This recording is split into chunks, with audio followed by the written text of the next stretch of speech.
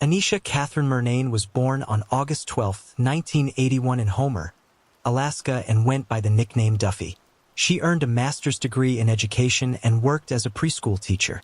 38-year-old Duffy had been teaching school in Honduras, Alaska, and a Montessori school in Seattle, Washington, but after being diagnosed with bipolar disorder, she returned to Homer.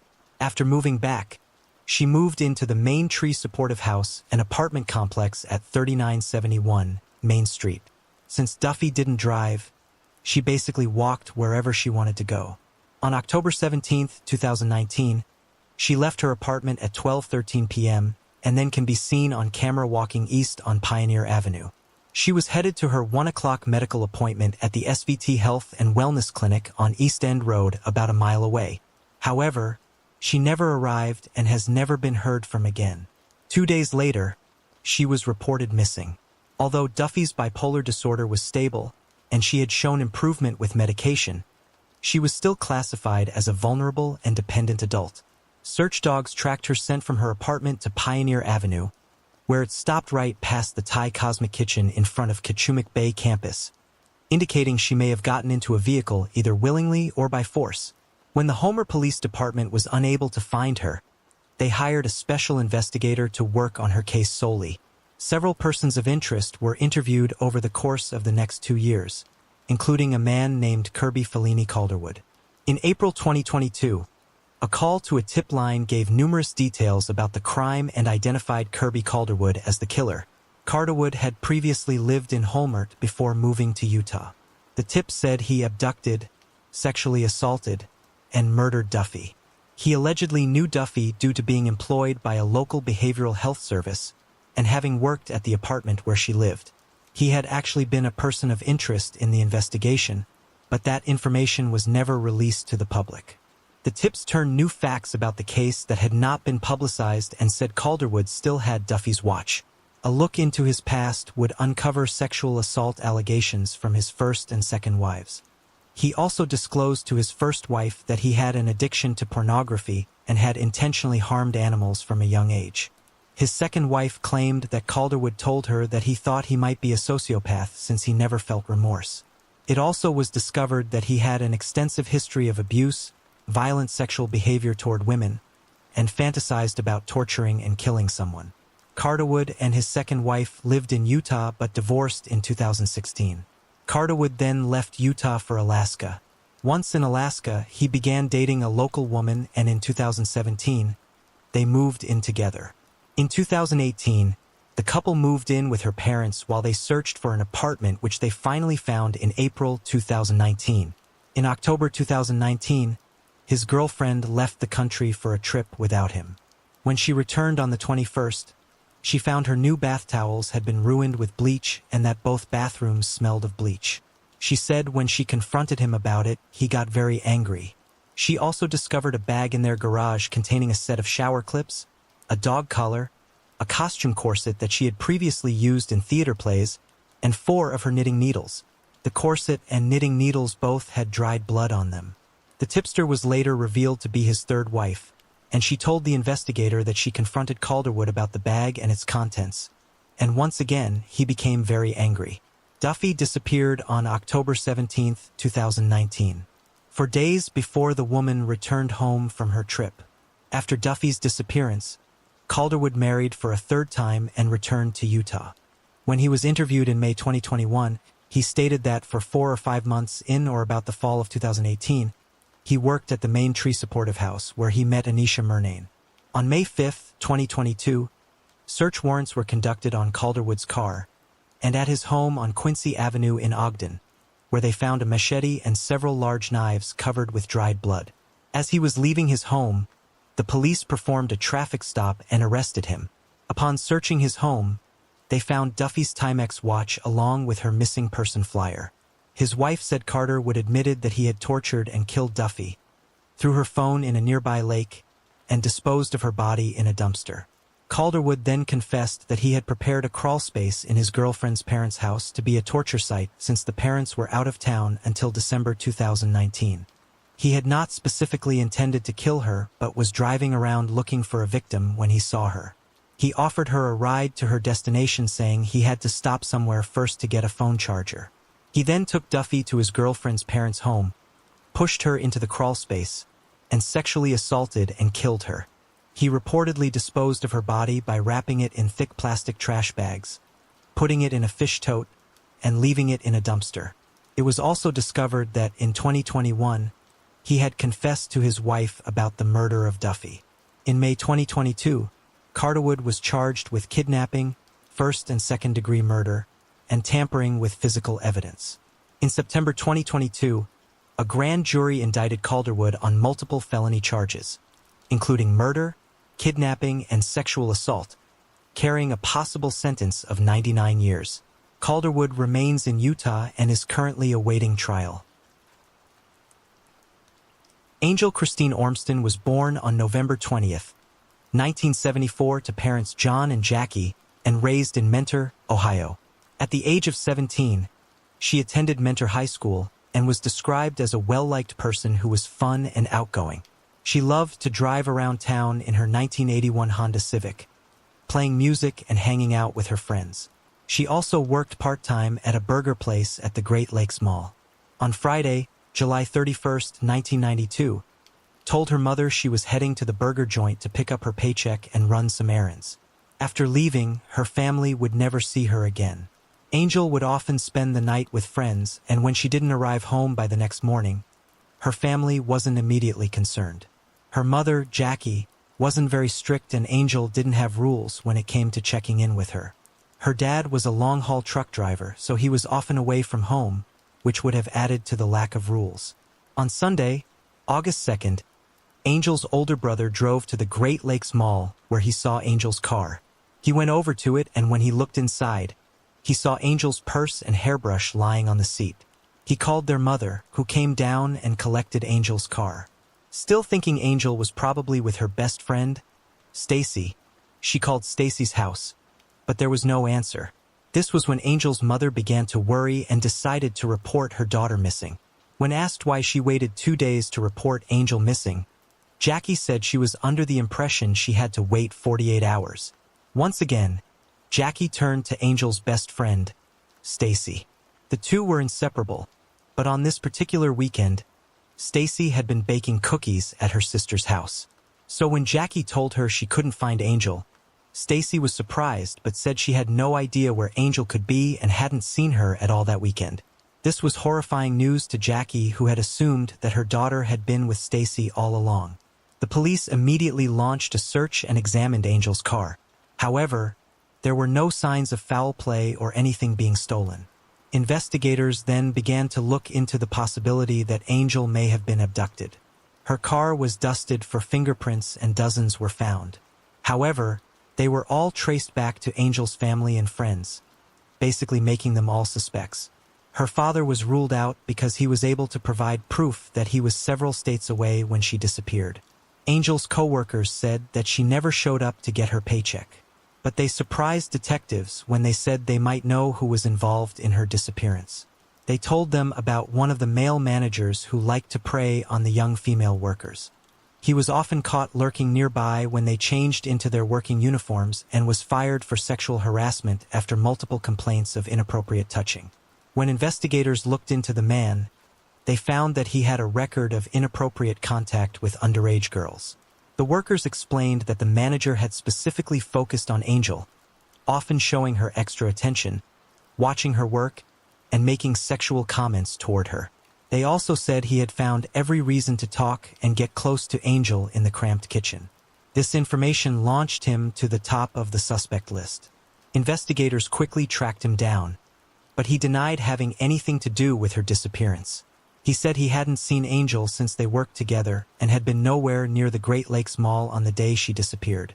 In fact, he had been working at another fast food chain at that time and even had the timesheets to prove it. However, investigators didn't let go of the theory that Angel's disappearance had something to do with the fast food restaurant. They once again questioned the employees and manager and uncovered a secret that Angel had been keeping from her family. She had recently been fired for showing up late, and the paycheck she was picking up was going to be her last. Eventually, everyone she worked with was ruled out as a suspect. Since Stacy and Angel were so close, investigators decided to turn their attention back to her. They asked her to come in for questioning, and after a 4-hour-long interview, they were left with a possible suspect, Mark Sarka. Mark was a 19-year-old boy who had just graduated with honors from Mentor High. Stacy would also provide one last piece of information that would break the case wide open. While both she and Angel had a crush on Mark, it was Angel who slept with him over the summer and was pregnant by him when she disappeared. Stacy said that Angel was going to tell Mark about the pregnancy, hoping it would convince him to be in a relationship with her. However, unbeknownst to Angel, Mark had only used her for sex and wanted nothing to do with her, especially since he was heading off to college the following semester. After learning this new information, Polisa immediately hauled Mark in for questioning. However, he denied that he and Angel were together. He said they slept together once, but he hadn't seen her since. He claimed that he had a steady girlfriend who he had been with for the past 2 years.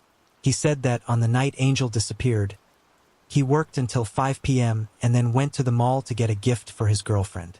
He then said later on he met up with friends for pizza.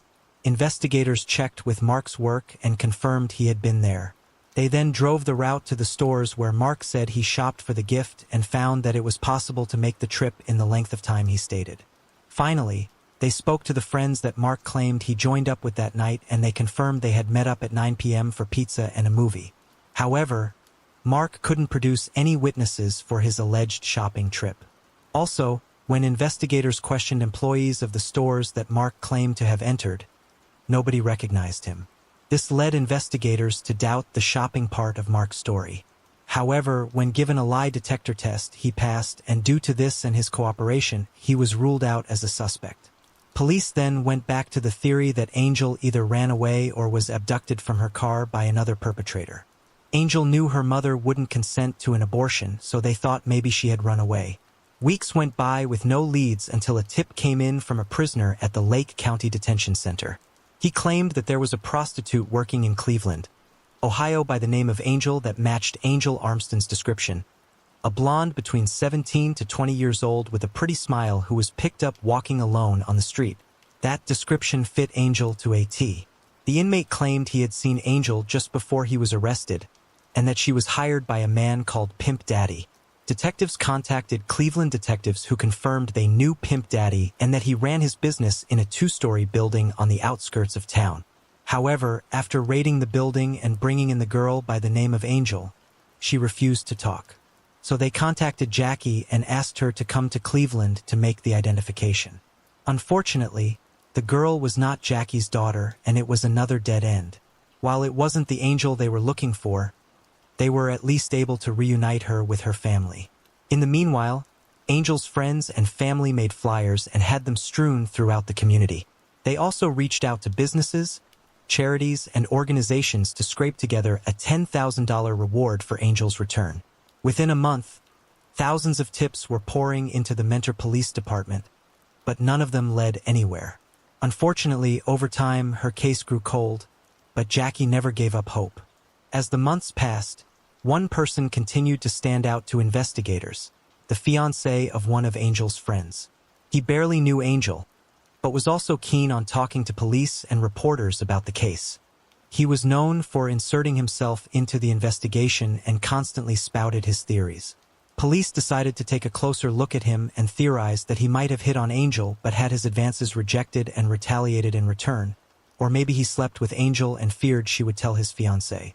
However, it would lead to another dead end after he provided a solid alibi for the night she disappeared. On December 15, 1992, a local man and his dog were hunting when the dog picked up a scent and headed toward a drainage ditch. That's when the man noticed something wrapped in a sheet with a rope tied around it. As he pulled back the fabric, he spotted what appeared to be a human hand. When investigators arrived, they found a badly decomposed body that had been lying there face down for months, around the same time Angel went missing. Dental records would sadly confirm the remains belonged to Angel Ormston. She had suffered blunt force trauma to her head and had been stabbed twice in her chest. She had been bound with green duct tape that had blue carpet fibers stuck to it. They began looking at homes of friends and family, including Mark Sotka. He had been staying at a house that his family owned around the time Angel went missing, but since that time it had been sold. However, the new family allowed detectives to conduct a search. The new owners had completely remodeled the house except for 2 rooms, including the basement. When investigators went down into the basement, they noticed blue carpet squares on the stouts. So they collected the fibers to compare against the ones found on the duct tape. They also found a section of clothesline in the laundry room cut out, similar to the clothesline that Angel had been bound with. A crime lab tested the items recovered and they matched the items found at the crime scene. Investigators also found spots of blood on the carpets, stairs, and walls along with a bloody thumbprint. Mark Sadka was then arrested for her murder 5 months after she disappeared. However, Mark remained confident that investigators did not have enough evidence to charge him in the case. Meanwhile, they began examining his car and found traces of blood in the trunk that he had tried to clean. They also found a roll of green duct tape. When confronted with the new evidence, he finally admitted that he did something stupid and confessed to Angel's murder. He said he took Angel to his house intending to have sex with her, but when she told him she was pregnant and he was the father, he lost his temper. He insisted Angel have an abortion, but she refused. He punched her several times and she fell down. He ran up the stairs and got a knife out of the garage, came back down, and stabbed her twice in the chest. He was asked if she was alive or dead before he stabbed her, and he replied she was alive because he could see her breathing. Mark then bound her body and dumped her. Afterward, he cleaned up before meeting his friends for pizza and a movie that night. Mark had sat around eating pepperoni pizza and laughing with his friends. All the while, Angel's body was lying in a shallow grave. He then led investigators to a roadside where he threw Angel's car keys and a remote site where he threw the knife. However, the knife was never recovered. In February 1993, pleaded guilty to avoid the death penalty and was sentenced to life in prison. Investigators believe he passed the polygraph due to his lack of remorse. In 2013, her loved ones began the long fight to keep Mark from being paroled. In June 2013, he had his first hearing before the Ohio Parole Board. Angel's family and friends fought to ensure he was not released from Grafton Correctional Institution and his parole was denied. However, this month, July 2023, after serving 30 years, he will be eligible for parole again. Her loved ones are asking the community to sign the petition on change.org. Also, if you're interested, you can submit a letter to justiceforangelormston@gmail.com and they will submit it to the parole board. Dana Laskowski was born on February 23, 1965 and lived in Puyallup, Washington. At the age of 36, Dana was recently separated from her husband and became a single mother to her 9-year-old triplet daughters. Those who knew her well said she loved life and especially loved being a mom.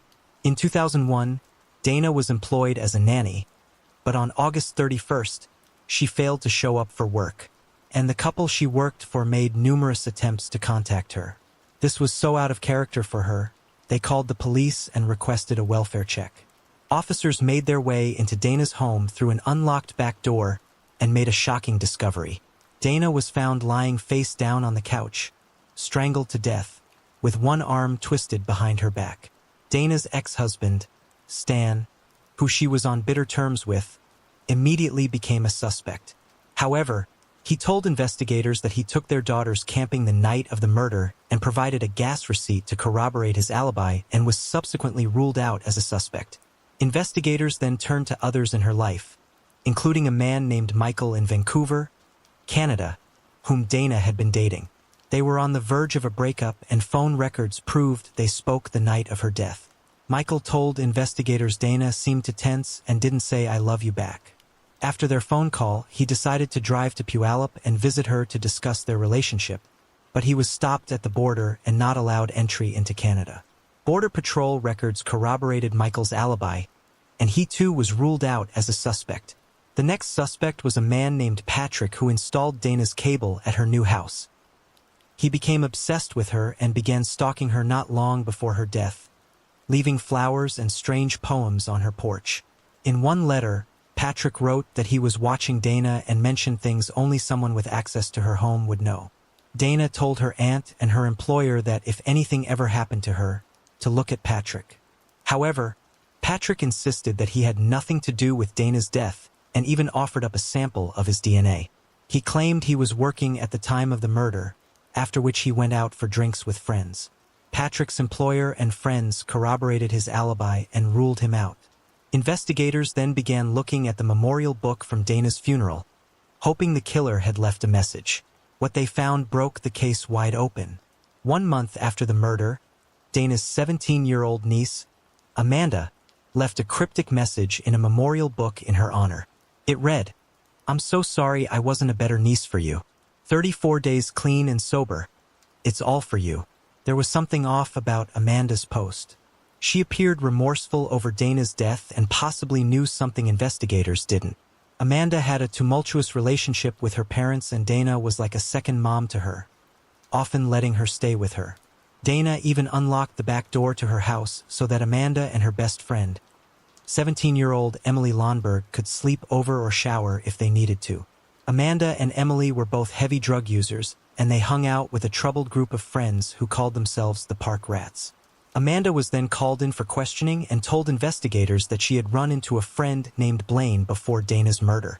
She said he made a pass at her, but she rejected him, so she theorized that he might have murdered Dana out of revenge. Since Blaine lived in a different state, the detective reached out to one of his young informants who dropped a bombshell.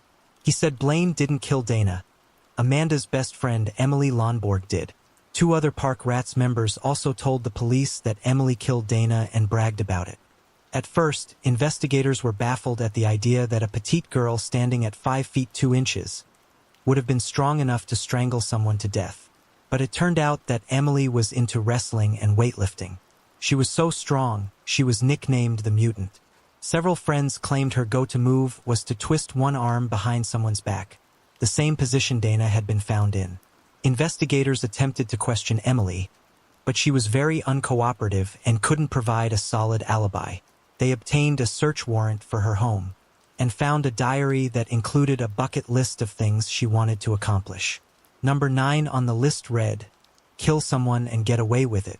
In another entry written after an argument with Amanda, Emily wrote that she could strangle Amanda just like her aunt.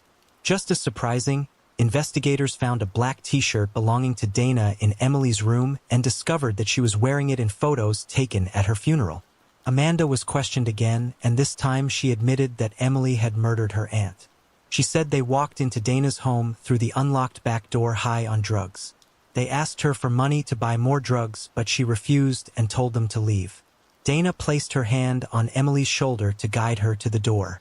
That's when Emily put Dana in a headlock, twisted her arm behind her back, and pushed her face into the couch.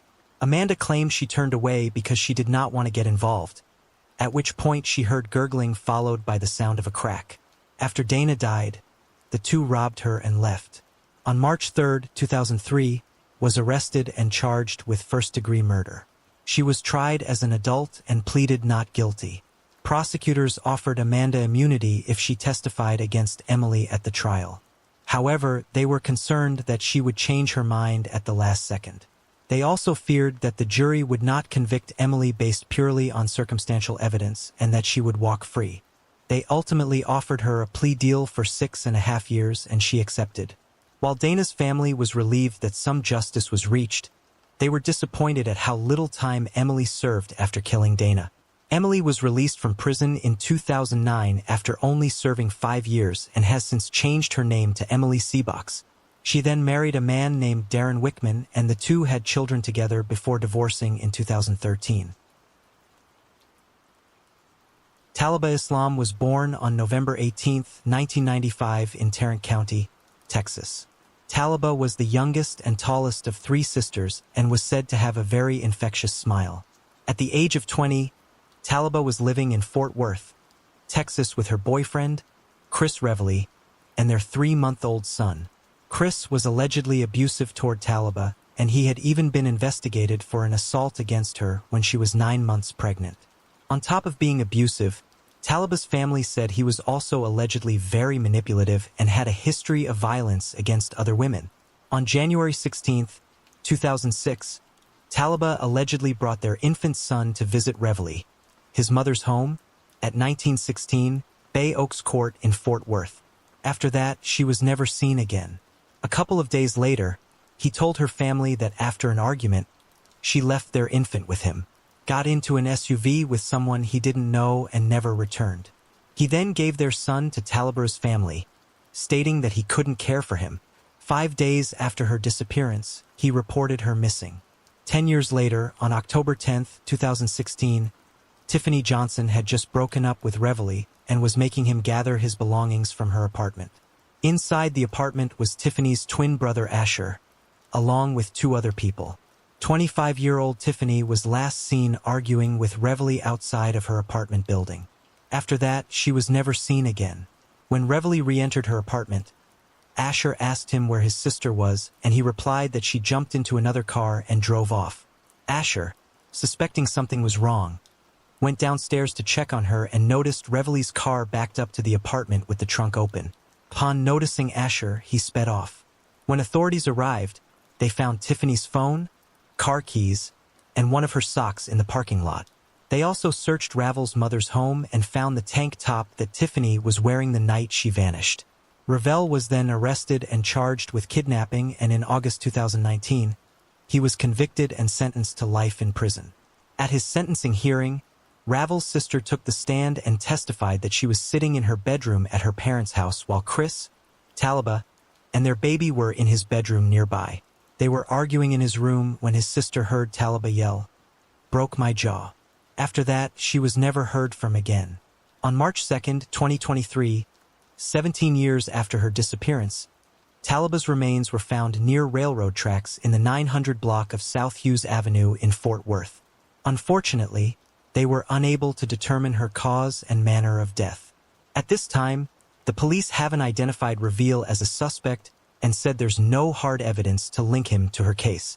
As of July 2023, Tiffany's body has never been found. Virginia Jenny Hannon was born on August 12, 1924 in Boston, Massachusetts. At the age of 59, Jenny was a widow living alone at 57 West Street in Pembroke, Massachusetts, and worked as a cook in the cafeteria of Bryantville Elementary School. She was described as a good person who was great with the kids. While she didn't have any children of her own, she still loved the little ones she fed each day. Those who knew her said she loved tending to stray animals and baking treats for the children in the neighborhood.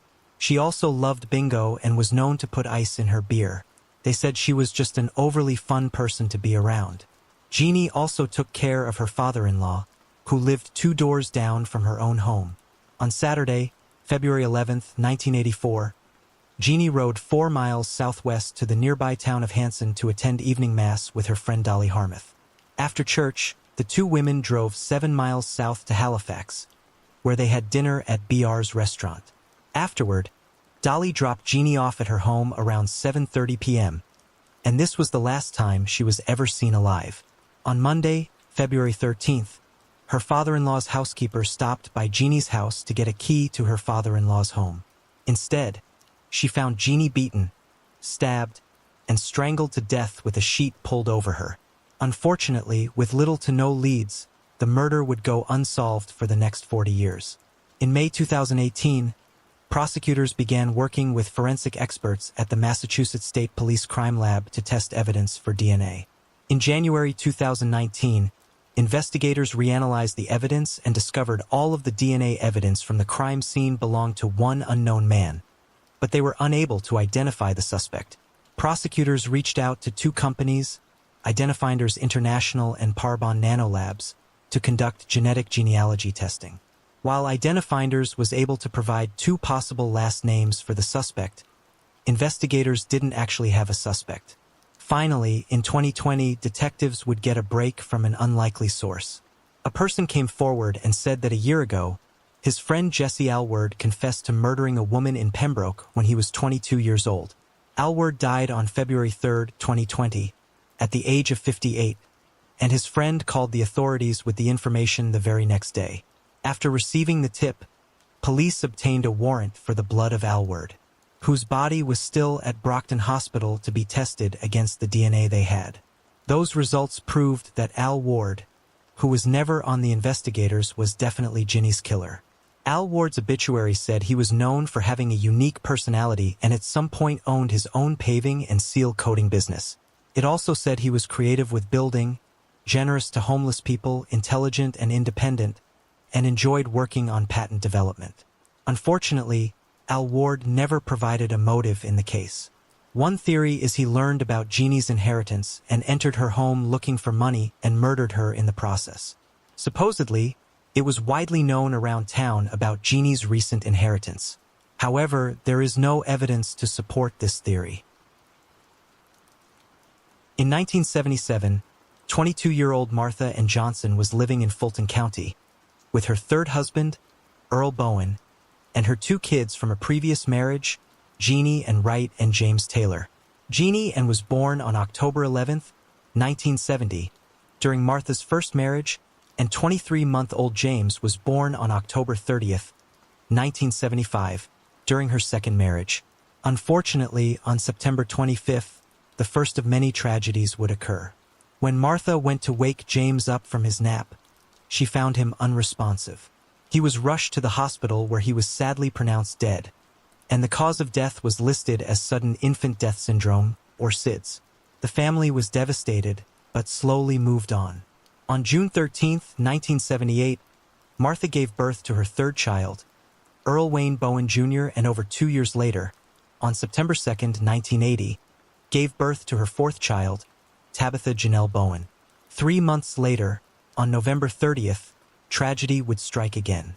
Tabitha, just like James, was found unresponsive when Martha went to wake her up from a nap.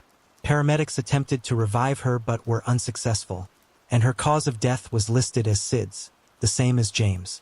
Once again, everyone was devastated, but for investigators, they chalked it up to bad luck. However, Earl Sr. was becoming suspicious, and doctors felt that 2 children dying from SIDS in the same family were improbable. Sadly, for Martha's remaining children, this horrible ordeal was far from over. In January of 1981, Earl Jr. was found with a package of rat poison. He was rushed to the hospital where he was treated and released. Martha and Earl said that after that, Earl Jr. began suffering from seizures.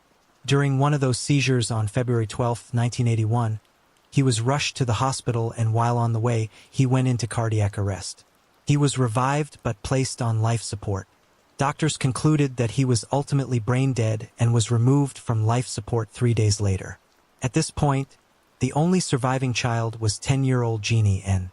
Even with the deaths of 3 of Martha's children, the investigation, if there ever was one, didn't find anything suspicious about their deaths, basically allowing Martha to go on with her life.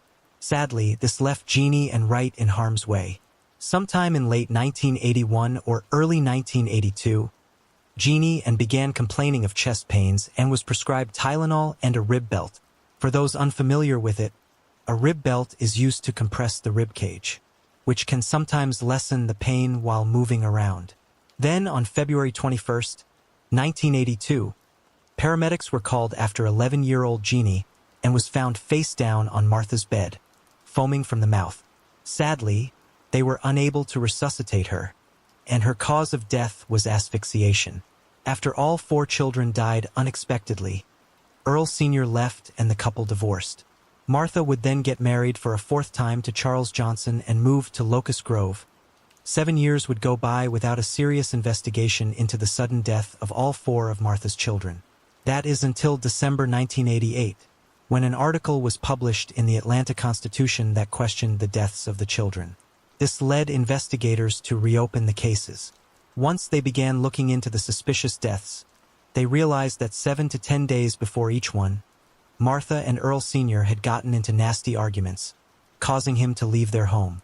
It was almost as if Martha was killing her children as retaliation against Earl for their confrontations with each other. After each death, Earl, stricken with grief, would return and they would patch things up. However, every separation led to another dead child. It was also revealed that after Earl Jr.'s funeral in 1981, Jeannie Ann told her father that she was afraid to be in the home with her mother. However, welfare workers interviewed the family and could find no legal ground to have her removed. During the reinvestigation, Dr. William Anderson took another look at James Sid's diagnosis and determined it was most likely wrong, and he was 90% sure it was a homicide. On July 3, 1989, with this latest information in hand, police arrested Martha and charged her with Jeannie Ann's murder. She then confessed to killing Jeannie Ann and James. She said that she rolled her 250-pound body on the children as they slept, basically suffocating them to death. She even admitted that her actions were to punish Earl Sr. However, she denied being responsible for the deaths of Tabitha and Earl Jr., her two youngest children. Almost a year later, before the start of her April 1990 trial, she tried to recant her confession, but the judge refused to omit the taped confession and the jury was allowed to see it. On May 5, 1990, Martha was convicted for the murder of Jenny and sentenced to life in prison.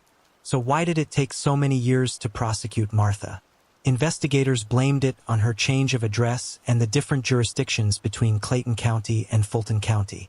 However, there was also the problem with doctors misdiagnosing the cause of death of her first three children. It wasn't until Jenny Ann's murder that prosecution was even considered, but the Clayton County DA at the time never followed up. Even Earl Sr. had become suspicious of the deaths, but couldn't persuade authorities to do something. Doctors and investigators believe there are other cases out there where children were murdered, but their deaths were ruled as SIDS, even though Martha was sentenced to life in prison. According to inmate records, she was released on March 23, 2020, after being denied parole 5 times. Kayla Skunik was born on May 21, 1990 in Louisiana and went by Mickey. She was described as a truly good and special kid who was beautiful inside and out. On May 18th, 3 days before her 22nd birthday, Mickey, a senior at the University of Louisiana in Lafayette, went with some friends to a concert at a live music venue called Art Emma SFER. After the concert at 12:44 a.m., and her friend Brettley rode their bikes back to his house on Rhine Street, which was only about 5 minutes from the atmosphere. They then got in Brettley's car and went for a late-night food run to Taco Bell and returned back to his home afterward. At 1:47 a.m., Mickey decided to head home and was caught on surveillance camera riding her bike on Versailles Boulevard. She was seen again on St. Landry Street about a minute later. Sadly, after that, she was never seen alive again. Mickey was supposed to attend her brother's sax graduation ceremony later that day, but failed to show up. Her family went looking for her and even called Brettley, but they were unable to locate her. At 5 p.m., they reported her missing. Friends and family began retracing her bike route on foot, hoping to find any clues as to where she could be, but nothing turned up. The following day, they set up a command center at Brettley's home. When investigators began reviewing surveillance footage, they saw Mickey riding her bike with a white Z71 truck not far behind her. They searched the area where she was last seen, but were unable to find her or her bike. So they released the footage of the white truck to the public in hopes that someone might recognize it. A few days later, a tip came in from a woman who said her fiancé, Brandon Scott Laverne, owned a white Z71 truck. Even more damning was the fact that he had returned home on the 19th with stab wounds. When she asked what happened, he claimed he was stabbed in New Orleans. Laverne was a sex offender who had spent 8 years in prison, starting in the year 2000, for aggravated sexual battery.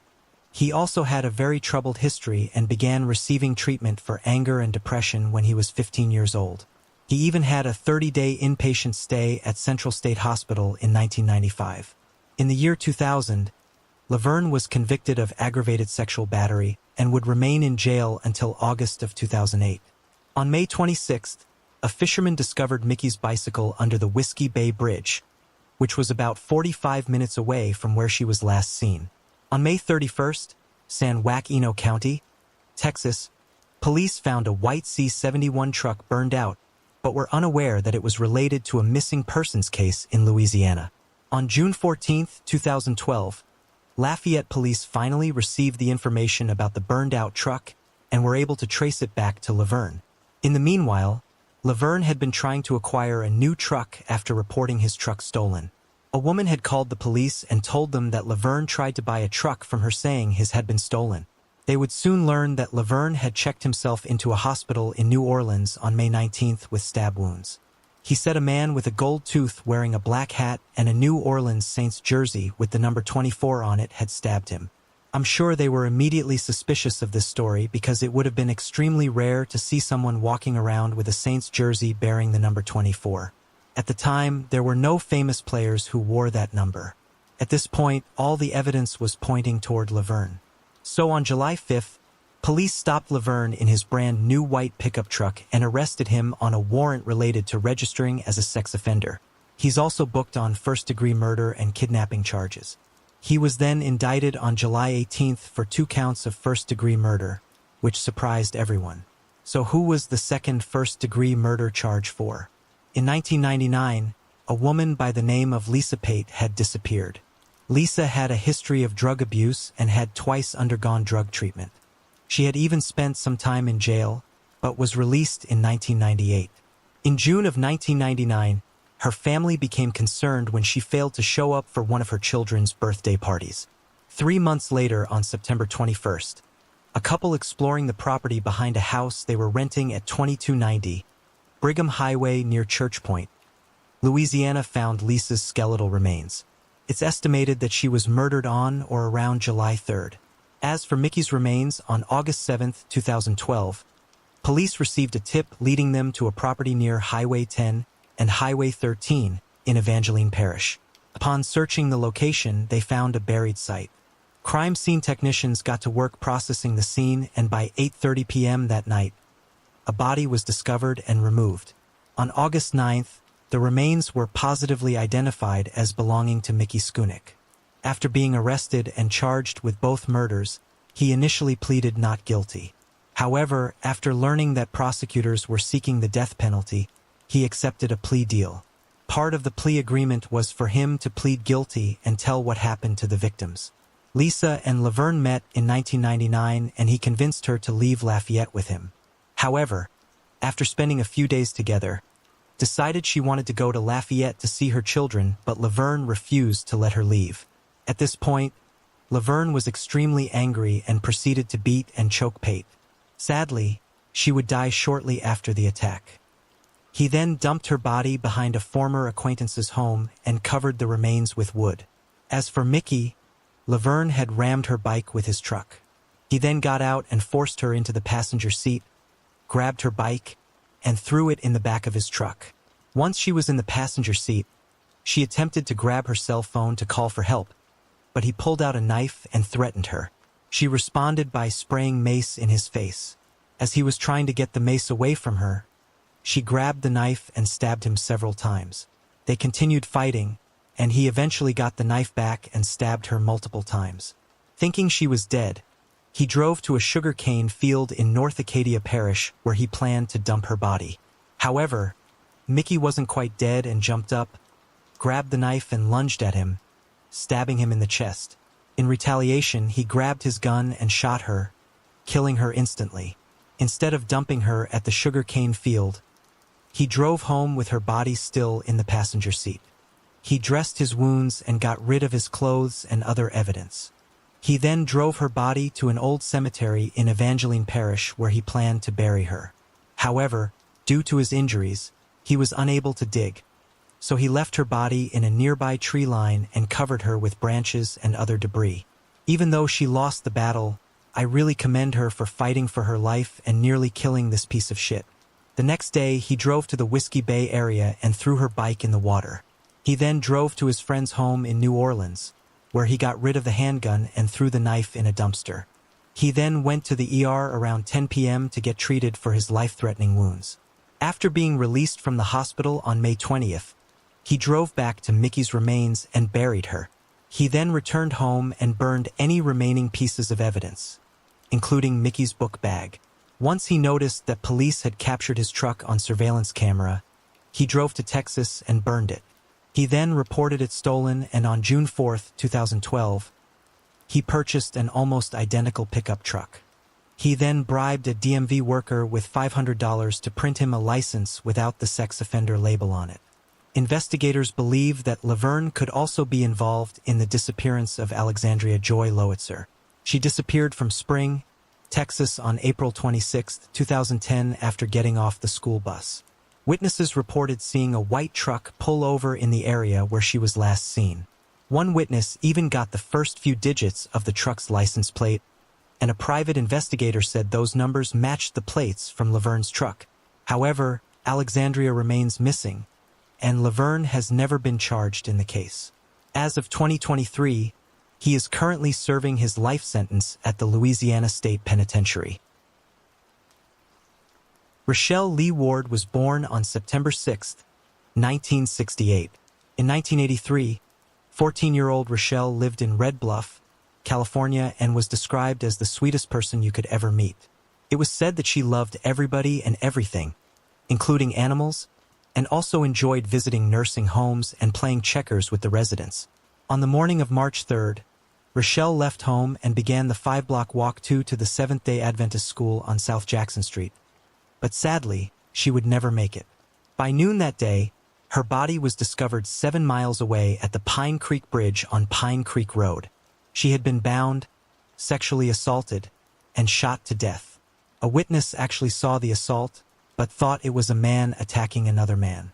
From that, they were able to generate a composite sketch of the suspect. While DNA wasn't used at the time to solve cases, the detectives still collected several items from the crime scene and made sure they were well preserved. After her murder, investigators received numerous tips which led to multiple persons of interest being questioned, including Henry Lee Lucas. I mean, really, is there any murder in the 80s that Lucas didn't falsely confess to?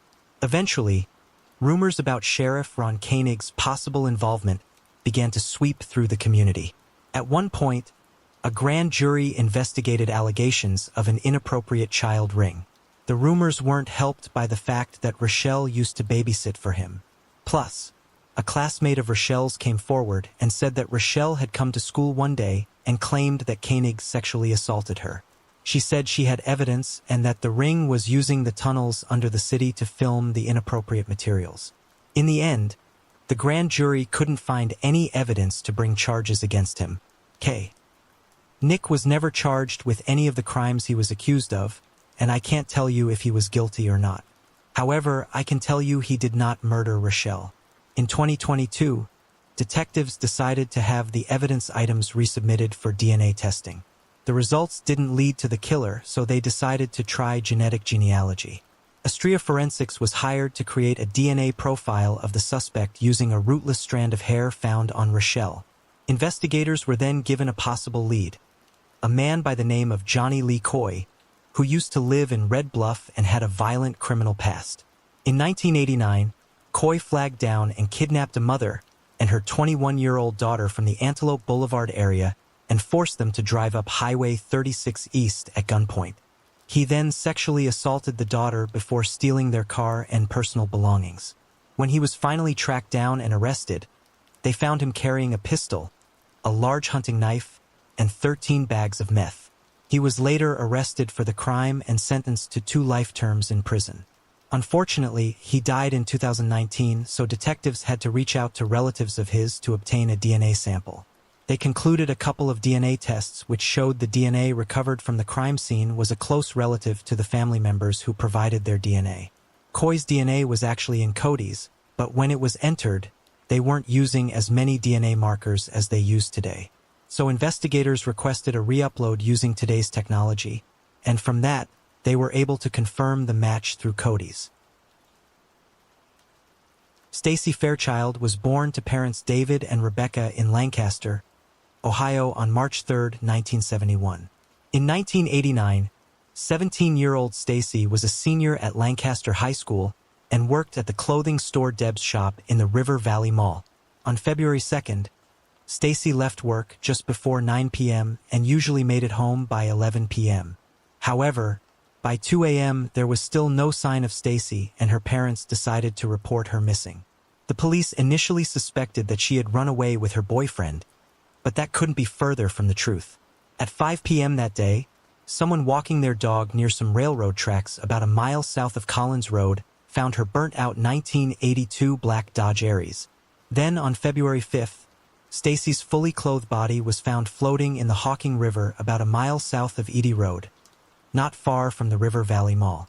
She had been sexually assaulted and drowned in the river. 3 days later, on February 8th, her wallet was located near Hunter's Run Bridge on Lincoln Avenue. Thankfully, they were able to collect DNA from her body, but it would still take another 20 years to solve the case. Investigators began interviewing Stacy's boyfriend, friends, and relatives. They performed polygraphs on persons of interest and collected DNA from 13 people.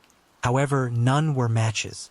On June 27, 2007, the Lancaster police received a phone call from the Ohio Bureau of Criminal Identification and Investigation informing them that the DNA from Stacy's murder matched the DNA from an unsolved 2006 robbery at Network Tan and Video in Lancaster.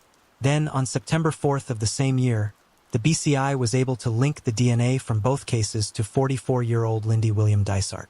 In 2007, Dysart spent 6 months behind bars for a robbery conviction, and that's when his DNA was collected. After linking the DNA to him, he was arrested and charged with 1 count of aggravated murder and 1 count of murder. In the end, Dysart pleaded guilty to involuntary manslaughter and was sentenced to 7 to 25 years in prison and then 10 years for the Network Tan and Video robbery. He was 25 years old when he murdered Stacy and lived with his wife and children at 316 Hunter Avenue, which was only a couple of blocks from where her wallet was found. Dysart claims he was under the influence of drugs and alcohol on the night he kidnapped and murdered Stacy. As of 2023, he has never shown remorse nor provided the full details of the night.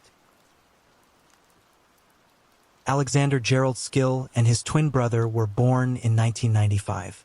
When they were younger, they became child models for the Asda supermarket chain. During the summer of 2012, 16-year-old Alex unfortunately met and fell in love with Jordan Worth.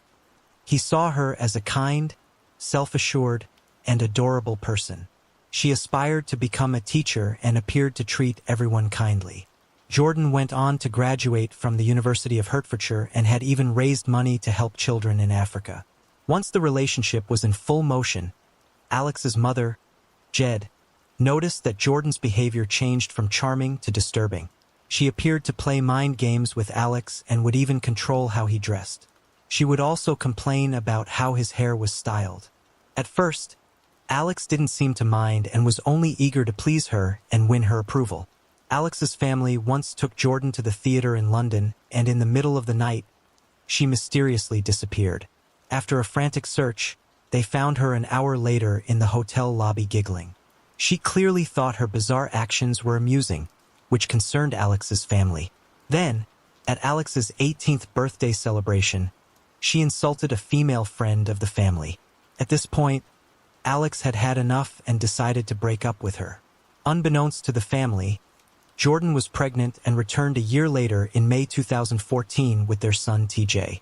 The couple then reconciled with Alex, hoping motherhood would change her strange ways. Now that they were back together, Jordan was allowed to move into Alex's family home. One day, the couple left with their son and went for a drive.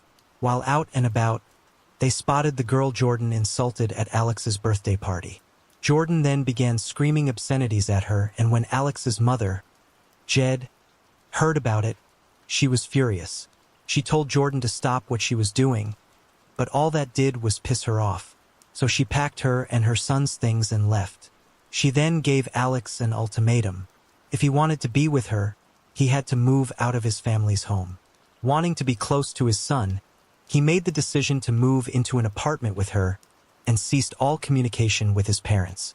In May 2017, the couple had their second child, a daughter named Iris. At this point, Jordan's control began to escalate. She made him change his phone number to further isolate him from his friends and family. She also hated him playing video games and threw out his PlayStation. She then created a Facebook account in Alex's name and began sending hateful messages to his friends. She also sent Alex's grandfather a text pretending to be Alex and said he never wanted to see him again. She then took her devious actions to the next level by telling Alex his grandfather had died, and when he started crying, she criticized him for caring about his family. As time went by, her possessiveness only worsened. She spent Alex's money and then forced him to resign from his job.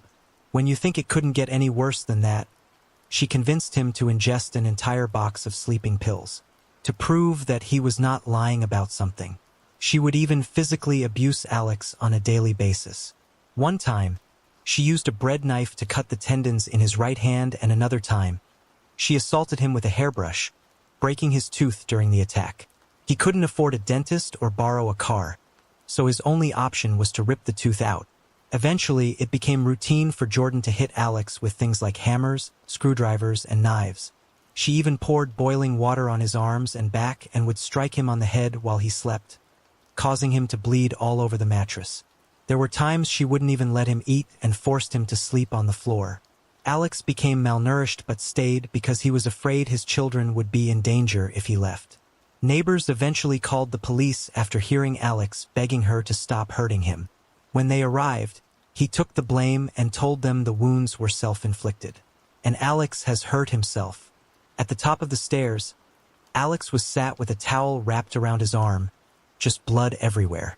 When we questioned it, they were both quite sort of calm and rational and explained that, Alex has this long-standing history of self-harm. Jordan also lied and said Alex had a history of self-harm. The police had Alex go to the hospital to have his wounds treated, but Jordan quickly arrived and forced him to leave, ignoring the medical staff's advice. A few days after the incident, the police were called again, and this time, Sergeant Finn decided to take action. He knocked on the door, and Alex answered.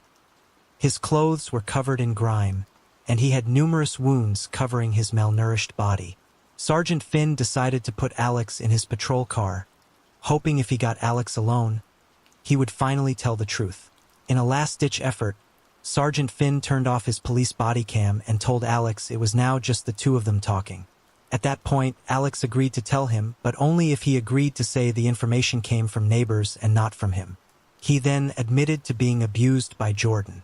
Now that he had a confession, Sergeant Finn marched inside the apartment and placed Jordan under arrest. He assumed she would be furious, but instead, she switched on her manipulative personality and tried to kill Sergeant Finn with kindness. Alex was rushed to the hospital to have his burns treated. It was there that doctors told him he was only about 10 days away from death because the burns had become infected. In September 2017, Jordan was charged with 17 offenses including wounding with intent, causing severe bodily injury on purpose, and controlling or coercive behavior in a close relationship. After being released from the hospital, Alex returned to his family and was reunited with his children.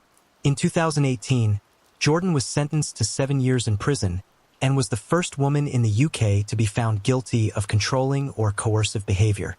However, she would only serve half her sentence and was released in January 2022. Alex has since admitted that he was so in love with her that he couldn't break away from the abusive relationship. We generally think of abuse as a man abusing a woman, but in the UK, 1/3 of all victims are men. Alex is now working with a domestic violence organization to help educate others who might be in similar situations. While prisoners in the UK are banned from updating their Facebook accounts, someone was posting information on Jordan's account suggesting she was the victim of abuse instead of Alex. Thankfully, Alex has since moved on with his life and Jordan is now engaged to a 28-year-old bricklayer. David Edwards was a well-liked man with a pleasant personality living in Charlie, Lancashire. He was an accomplished defense attorney who took great pride in his job. David eventually fell in love with his best friend, Debbie, and soon after, she became pregnant. He was very excited about fatherhood and attended every one of her appointments.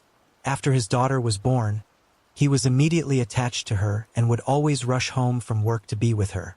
For the first couple of years, David and Debbie were inseparable, but by year 5, their relationship began to deteriorate and they mutually agreed to part ways. 7 months later, 50-year-old David met 41-year-old Sharon Manser. David knew Sharon from years earlier when he defended her ex in court for charges of assault against her. However, he was able to convince the court that she lied about being a victim of domestic violence and helped her former boyfriend avoid jail time. One night after the breakup with Debbie, David was browsing through Facebook and came across Sharon's profile and decided to send her a friend request. Their relationship moved quickly, and in 2014, she moved into his house. This is when the real nightmare began. One day, David went to pick up his daughter from Debbie and noticed he was drunk and in excruciating pain. She asked him what was wrong, and he said he had fractured his collarbone after falling down the stairs. But Debbie was immediately skeptical of the story. When Debbie first met Sharon, David and she had shown up drunk and attempted to get his daughter. However, Debbie refused and requested David come back when he was sober. This pissed off Sharon, who returned later, trying to beat and kick Debbie's door down, demanding to talk about the situation. David was known for being upbeat and generally in the mood to talk. However, over time, his demeanor began to change. One day, he went to pick up his daughter, and Debbie noticed he had a black eye and was covered in bruises and scratches. He then lied to her and told her the injuries were from accidents that occurred around the home. On June 21, 2015, David planned to spend Father's Day with his daughter but canceled at the last minute. Debbie knew what his daughter meant to him and felt something was off. So, she rushed over to his house to find out what was going on. When he answered the door, she immediately saw a handprint around his neck along with severe cuts, and his lip was split open. He told her he didn't want his daughter to see him like this and once again claimed the injuries were from accidents around the home. However, Debbie knew better, but David refused to go to the police. David and Sharon eventually took a trip to Las Vegas, and while there on June 28, 2015, the couple married. Even on their wedding day, the abuse didn't stop. The couple had gotten into an argument which ended with Sharon throwing a phone at David, injuring his eye. While Sharon tried to conceal his injury for wedding photos, you could still see it. At this point, she forced David to stop communicating with Debbie about their daughter, requiring her to go through Sharon. The abuse got so bad that David lost weight and began missing work. When he was at work, Sharon would randomly show up to make sure he was there and would even yell at his coworkers when she couldn't see him. Those close to David began advising him to end the relationship after he told them that she beat him with a coffee table and an ashtray. Debbie was at the point where she feared for her daughter's safety and refused to let David have her. She said the only way he could see her was to come by her home for visitation. It would be 2 weeks before she would hear from David again. He called and told her that he missed his daughter and finally admitted that the relationship with Sharon was awful. Debbie, fearing for David's life, told him to leave immediately. Sadly, that was the last time she would ever speak to David again. On August 22, 2015, David and Sharon returned from a vacation in Spain. Before their vacation, David had learned that he was about to be laid off from his law firm, which caused even more turmoil in their relationship. David's daughter, now 19 years old, had found her father in the bathroom, bleeding from his chest and leg. She confronted Sharon, who said she didn't mean to hurt him. The couple then went out to a local pub that evening, where witnesses also saw the injuries to David's chest and head still bleeding and said Sharon didn't act concerned at all. After leaving the pub, a police officer found the couple in the middle of the street arguing. His body cam would catch Sharon's shout, "I'm gonna effing kill ya. I swear, David, when I wake up tomorrow, I don't know what mood I'm going to be in." For hours later, David's daughter sadly found him in bed, stabbed to death, and immediately called the police. After discovering the long history of domestic abuse, Sharon was arrested and charged with his murder. She then tried to claim that he had walked into the knife she was holding, but the police weren't buying her story. During the autopsy, David was found with 60 exterior wounds, including cuts on his thigh, knee, finger, and head.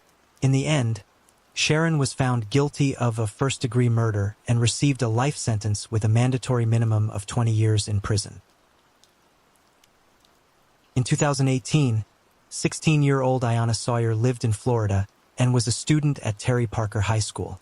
Unfortunately, for the past year, she had been in a sexual relationship with her uncle, Jonathan Quiles. While their relationship was very inappropriate, it's of note that the two were not blood-related. However, Ayanna ended up pregnant in early 2018. Once she became pregnant, Jonathan began to fear that his family would find out. Plus, Jonathan's wife, Ayanna's aunt, was also pregnant. Not wanting anyone to find out, he came up with a plan to get rid of Ayanna. So, on December 19, 2018, he lured Ayanna to the Ace Pick-a-Part where he worked, and he told her they were going to run away together. However, he had no intentions of running away. While Ayanna was sitting in a car in the back of the property, Jonathan attempted to strangle her, but it didn't work, so he pulled out a gun and shot her to death. He then used a carpet to conceal the body and put it in a dumpster. Later that day, the contents of the dumpster were emptied at the Otis Road landfill. Once investigators discovered where Ayanna's body was, they began sifting through more than 5,000 tons of trash. Sadly, after 16 days, her body was never recovered, but they did find some of her personal belongings. The murder was only discovered after some of his actions that day were caught on surveillance camera. The footage shows him leaving around 11 a.m. in the red minivan she was murdered in. He can then be seen returning an hour and a half later.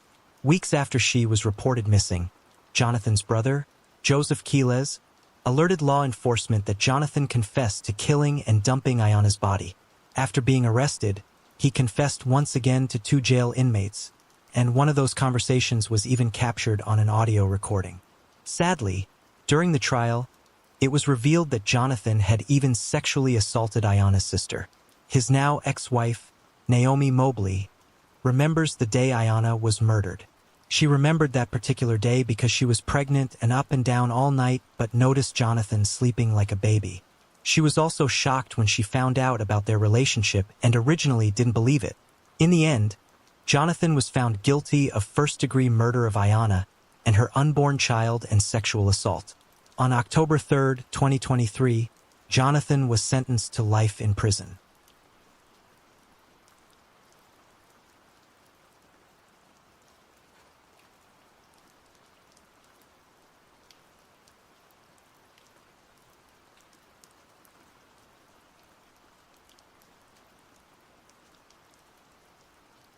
Sing Pong, who went by Jim, was a rich Taiwanese businessman who founded Ranger Electronic Communications, which marketed CB radios to police forces worldwide. His fortune was estimated to be worth $200 million in the 90s. He lived with his wife, Lee Young Pong, who went by Lisa, and their 2 teenage children in Rancho Santa Margarita, Orange County, California. After marrying, Lisa quit her career to help out her husband. In 1992, 49-year-old Jim met 24-year-old Ran Bangji, who went by Jennifer during a work trip to China. Jennifer was working as a manager in the public relations department at a hotel Jim was staying at. The affair with Jennifer quickly took off and Jim took her back to the United States with him. He then found her an apartment in Mission Viejo, California, just a short distance from the home he shared with Lisa. Jim then began providing her $5,000 a month to fund a new business that would be associated with his. He then had her work from his office so that he could spend more time with her. It wasn't long before Lisa began suspecting Jim of having an affair, especially after she discovered women's clothing in their home that didn't belong to her. However, when she approached him about the matter, he didn't try and hide it and confirmed they belonged to Jennifer. Lisa then went to Jim's office and confronted Jennifer, but she refused to stop the affair. Lisa continued to find Jennifer's clothes at the house and demanded that Jim fire her, but he refused. He basically made it clear to Lisa that he would continue the relationship with Jennifer, but was firmly against divorce. He made Jennifer aware of the same. Eventually, Jennifer became pregnant, which Jim was very unhappy about. Regardless, he continued maintaining his double life, and in early 1993, she gave birth to their son, Kevin G. 5 months later, things would take a horrible turn for the worse. On August 18, 1993, Jim went to visit Jennifer and his son, but strangely found her apartment door open. Upon entering, he found both Jennifer and Kevin deceased. Jennifer had been stabbed, while Kevin was suffocated to death. Immediately became a suspect, especially after learning about his double life. However, he had a strong alibi since he was in China on a business trip when the murders occurred. As a result, detectives focused their attention on the other person with a motive for murder, Jim's wife, Lisa. A bite mark was found on Jennifer's body and it still had saliva in it. From that, they were able to collect DNA and send it off for comparison. When the results came back, it was a perfect match to Lisa's DNA. Even after the DNA results, Lisa continued to maintain her innocence. Jim then requested a moment alone with Lisa before the officers took her into custody. They began speaking in Mandarin, believing they would not be understood. However, the recorded audio was translated and Jim can be heard asking Lisa why she did it. Lisa then incriminates herself by telling Jim that Jennifer had slipped on the knife in self-defense. Jim testified at a preliminary hearing and then left the country and never returned. 2 trials later, Lisa was found guilty of murder and sentenced to life in prison. If you've never heard of this case, that's likely because her trial was going on at the same time as the O.J. Simpson trial. In a shocking turn of events, California's 4th District Court of Appeals overturned the verdict in October of 1999 because police failed to inform Lisa of her constitutional rights and ignored her numerous pleas for an attorney. During her 3rd trial, the jury deadlocked, prompting the prosecution to offer her a plea bargain. If she agreed to 2 charges of voluntary manslaughter, she would be given 11 years in prison and upon release, would be deported from the United States and never allowed to return. She accepted and was deported back to Taiwan after serving her term. As of 2023, Lisa would be in her 70s, but since being deported, there's been no further updates on her. The parents of Jennifer sued Jim for $2 million, claiming he should have known Lisa intended to kill their daughter, yet never took any precautions to prevent it. However, the outcome of the lawsuit remains unknown. Lily Sullivan was born the only child to Anna Sullivan in 2003. Anna described her daughter as a beautiful, kind, and loving individual. By the age of 18, Lily was a college student living in Wales, United Kingdom, and had just started taking driving lessons. On the night of December 16, 2021, Lily went with friends to the Out nightclub a couple of hours away in Pembroke. It's there that an intoxicated Lily met 31-year-old Lewis Haynes. Haynes' friend reminded him that he had a girlfriend and that Lily was far too young for him, but he didn't care. Eventually, the two ended up kissing inside the club before walking outside separately around 2 a.m. However, once outside, they once again started talking and then made their way to a nearby alleyway. It's there that a surveillance camera caught them making out once again. Haynes then tried to initiate sex, but Lily turned him down, making him very angry. Afterward, at 2:47 a.m., she called her mother to confirm she was still picking her up. They had already planned to meet at the Green Garage, but during their conversation, the call suddenly dropped. Anna then began trying to call Lily back, but after trying 30 times, she never answered and all the calls went to voicemail. At 3 a.m., a person living in the area heard someone screaming. Sadly, would never talk to her daughter again. Eventually, Lily's topless body was found in the nearby freshwater reservoir called Mill Pond. Anna had unknowingly seen her daughter's killer walk past her car at 3:09 a.m. as she sat and waited for Lily to show up. Anna noticed that the man was shaking his head and holding his head in his hands. She found his behavior so strange that she decided to follow him. However, she lost sight of him when he entered some nearby woods. Turns out, after Lily rejected Haynes, he got so angry that he strangled her to death and dumped her body in the reservoir. Haynes was going through family court trying to regain visitation with his child, and for some reason, he thought if anyone knew he wanted to have sex with Lily, it would hurt his case, so he murdered her. Haynes then went home and told his girlfriend what he did. He also confessed to his parents, but told them he murdered Lily because she threatened to accuse him of sexual assault.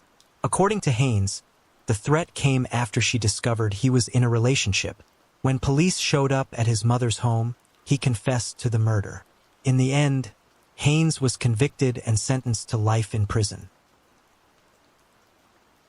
Taylor Ashley Wright was born on April 23, 1984, and grew up in South Carolina. Those who knew Taylor said she was a very compassionate, outgoing, charismatic, and funny individual. At some point, she married Jeff Wright and they had a son together. However, by 2017, 33-year-old Taylor, who was now living in Pensacola, Florida, was in the middle of a divorce and custody battle with Jeff and was working as a private investigator. Before moving to Pensacola, she worked as a police officer in Jacksonville from 2008 to 2009, and then again from 2012 to 2013. While in Pensacola, she met Ashley Britt MacArthur, a former crime scene investigator, and the two women became very close friends. She also met Cassandra Waller online, and the two began dating and eventually moved in together.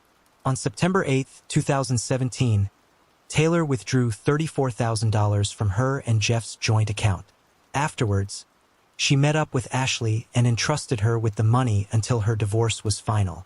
She then mysteriously vanished. By September 14th, when Cassandra had not heard from Taylor in several days, she reported her missing. Investigators searched her apartment, but there was nothing missing. All her personal belongings were still there and her car was parked outside. Investigators began thinking she might have just gone out of town after Cassandra received a text from Taylor's phone saying she needed to get away for a few days. There were also multiple people who came forward and reported seeing her after she went missing. This goes to show you how inaccurate witness sightings are because, as you'll see in the end, they never saw her. Her family knew she was not the type of person to just up and leave and began fearing the worst. Plus, Cassandra was used to Taylor's text messages, and the last text she received from her felt off. When they first questioned Ashley, she told them that Jeff was aggressive and had been violent with Taylor leading up to the divorce. This put Jeff at the top of the suspect list, but he was quickly ruled out because he was hundreds of miles away out of town on the day she disappeared. She also said that after giving Taylor the money, she left with it in a duffel bag and she never saw her again. Investigators decided to question Ashley's boyfriend, and they were shocked at the stuff he told them. Here's a clip of that interview. How well do you trust Ashley? I don't trust her at all. You don't trust her with your freedom? Hell no. I'll catch her in two of your eyes. Your feelings on all this missing person and her talking to you, what's your thoughts? There's more to the story. I don't know. She's point blank. Said they are not going to find her. She took that money and left. What do you think about that? Don't make no sense. Since she was possibly the last person to see Taylor, this immediately made her a person of interest. Suspicions began to rise even further when investigators found that she had deposited the $34,000 cashier's check in Taylor's name to her own bank account. She then took the money out and placed it in a safe deposit box. However, they noticed that some of that money ended back up in Ashley's bank account. During a second interview, Ashley tells them that after giving Taylor the money, they went horseback riding in East Milton, 20 miles away from Pensacola. They then went their separate ways after arriving back at Ashley's home. When they questioned Ashley about the money, she said that Taylor was drawing large amounts of money out and hiding it until her divorce was final.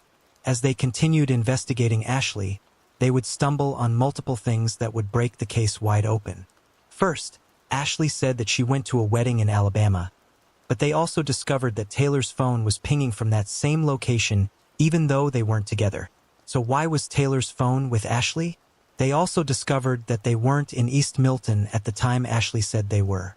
They had actually first gone in the opposite direction to Ashley's family's farm. When confronted with this, Ashley acknowledged they had gone by the farm. When asked why, she said that Taylor needed to get some kind of lockbox she had left there. Here's the moment. Ashley is confronted with that information. Investigators also discovered that Ashley had been cashing forged checks and was caught skimming thousands of dollars from jukeboxes that her family rented to various bars. On October 9, 2017, officials got a search warrant for her family's farm on Britt Road, north of Pensacola. Within 2 hours of arriving, they stumbled upon a shallow grave covered with concrete. After opening it, they sadly found Taylor's remains, who had been shot and wrapped up in a hammock. They then got a search warrant for Ashley's home and found Taylor's passport and a gun with one bullet missing. She was then arrested and charged with first-degree murder. Leading up to Taylor's murder, she was trying to collect the $34,000 from Ashley, but was given multiple excuses why they couldn't go to the bank.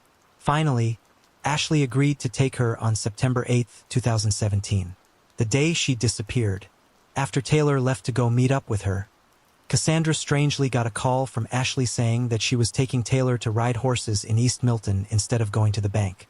Cassandra was immediately concerned and sent Taylor a text, but didn't receive a reply until 7 p.m. The text she received said, "I'll call you later. I'm not angry with you, and I should have called, but I just need to think. I'm trying to get my life organized and on track.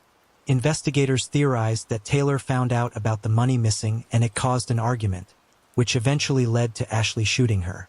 What they probably didn't realize was that Ashley had been planning Taylor's murder for a while and was talking to a friend about it. That friend came forward and told investigators everything. She said that Ashley was planning to put drugs in Taylor's beer, but ultimately decided to shoot her instead. She also said that Ashley called Taylor a horrible person and said the world would be better off without her. They believe when Ashley took her to the farm that day, she shot her execution style. On October 23, 2019, Ashley was found guilty of premeditated first-degree murder and was sentenced to life in prison with the possibility of parole after 25 years. She also received another 7 years in prison for racketeering and fraud charges for stealing from her family's business. Daniel Ashton Walker Jr. was born in 1952 and grew up in Illinois. After high school, he enrolled in college, but quickly found himself on the road, traveling and working in several different states, eventually ending up in Europe. By the summer of 1974, he was back in the United States, working as a carpenter in Denver, Colorado, when family members of his in Santa Ana invited him to join them in California. Once there, he began working for a Costa Mesa sailboat manufacturer. His family said he was a very outgoing person who would always go out of his way to do a favor for people. Unfortunately, this would lead to Daniel's untimely demise. By the end of the summer, Daniel was ready to move on. He didn't like the crowds and congestion of Southern California and decided to head back to Colorado. On September 30th, 1974, 22-year-old Daniel was driving through Cajon Pass, north of San Bernardino, California, when he saw an 18-year-old man from Texas who needed a ride. This was not out of character because Daniel was known for picking up a hitchhiker. The man said he needed to go to Flagstaff, Arizona, and even though it was out of his way, Daniel agreed to take him.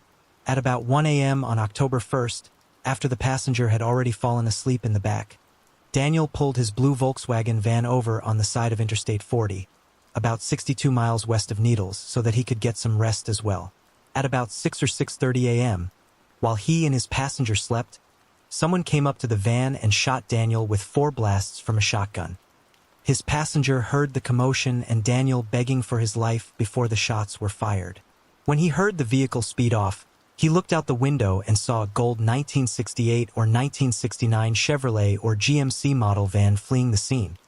He quickly flagged down 2 passing motorists, hoping to get some help for Daniel, who was dying from the gunshot wounds. A trucker also stopped and notified the police using his CB radio.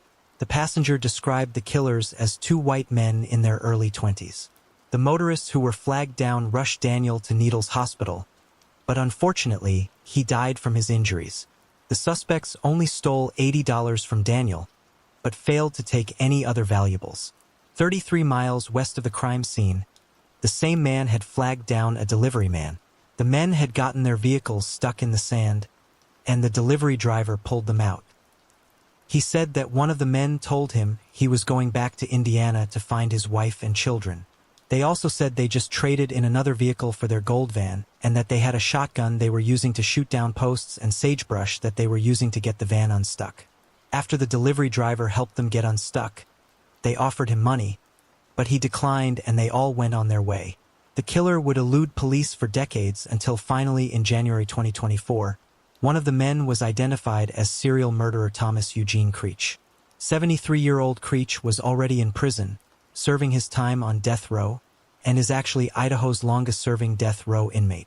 Creech was arrested for the November 1974 double murder of 2 house painters, 40-year-old John Wayne Bradford and 34-year-old Edward Thomas Arnold. While on trial for the crime in 1975, he confessed to 42 other killings around the country. In the end, the real number was fewer than 14, and he was only convicted for 5 of those.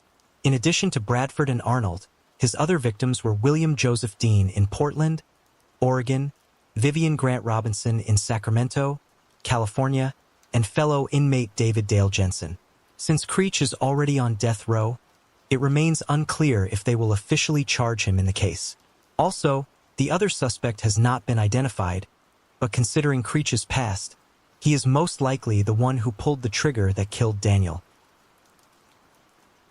Linda and O'Keefe was born on May 24, 1962 in Newport Beach, California to parents Richard and Barbara. In 1973, 11-year-old Linda was still living in Newport Beach, was a member of the local youth center, and loved piano, painting, and crafts. She attended Lincoln Elementary School in Corona del Mar, which was close enough for her to ride her bicycle. However, on July 6, 1973, her piano teacher gave her a ride to summer school because she was going to walk home afterward. After her second class, she walked to a nearby store called Richard's Market and bought some bubble gum before returning to school in time for her third class.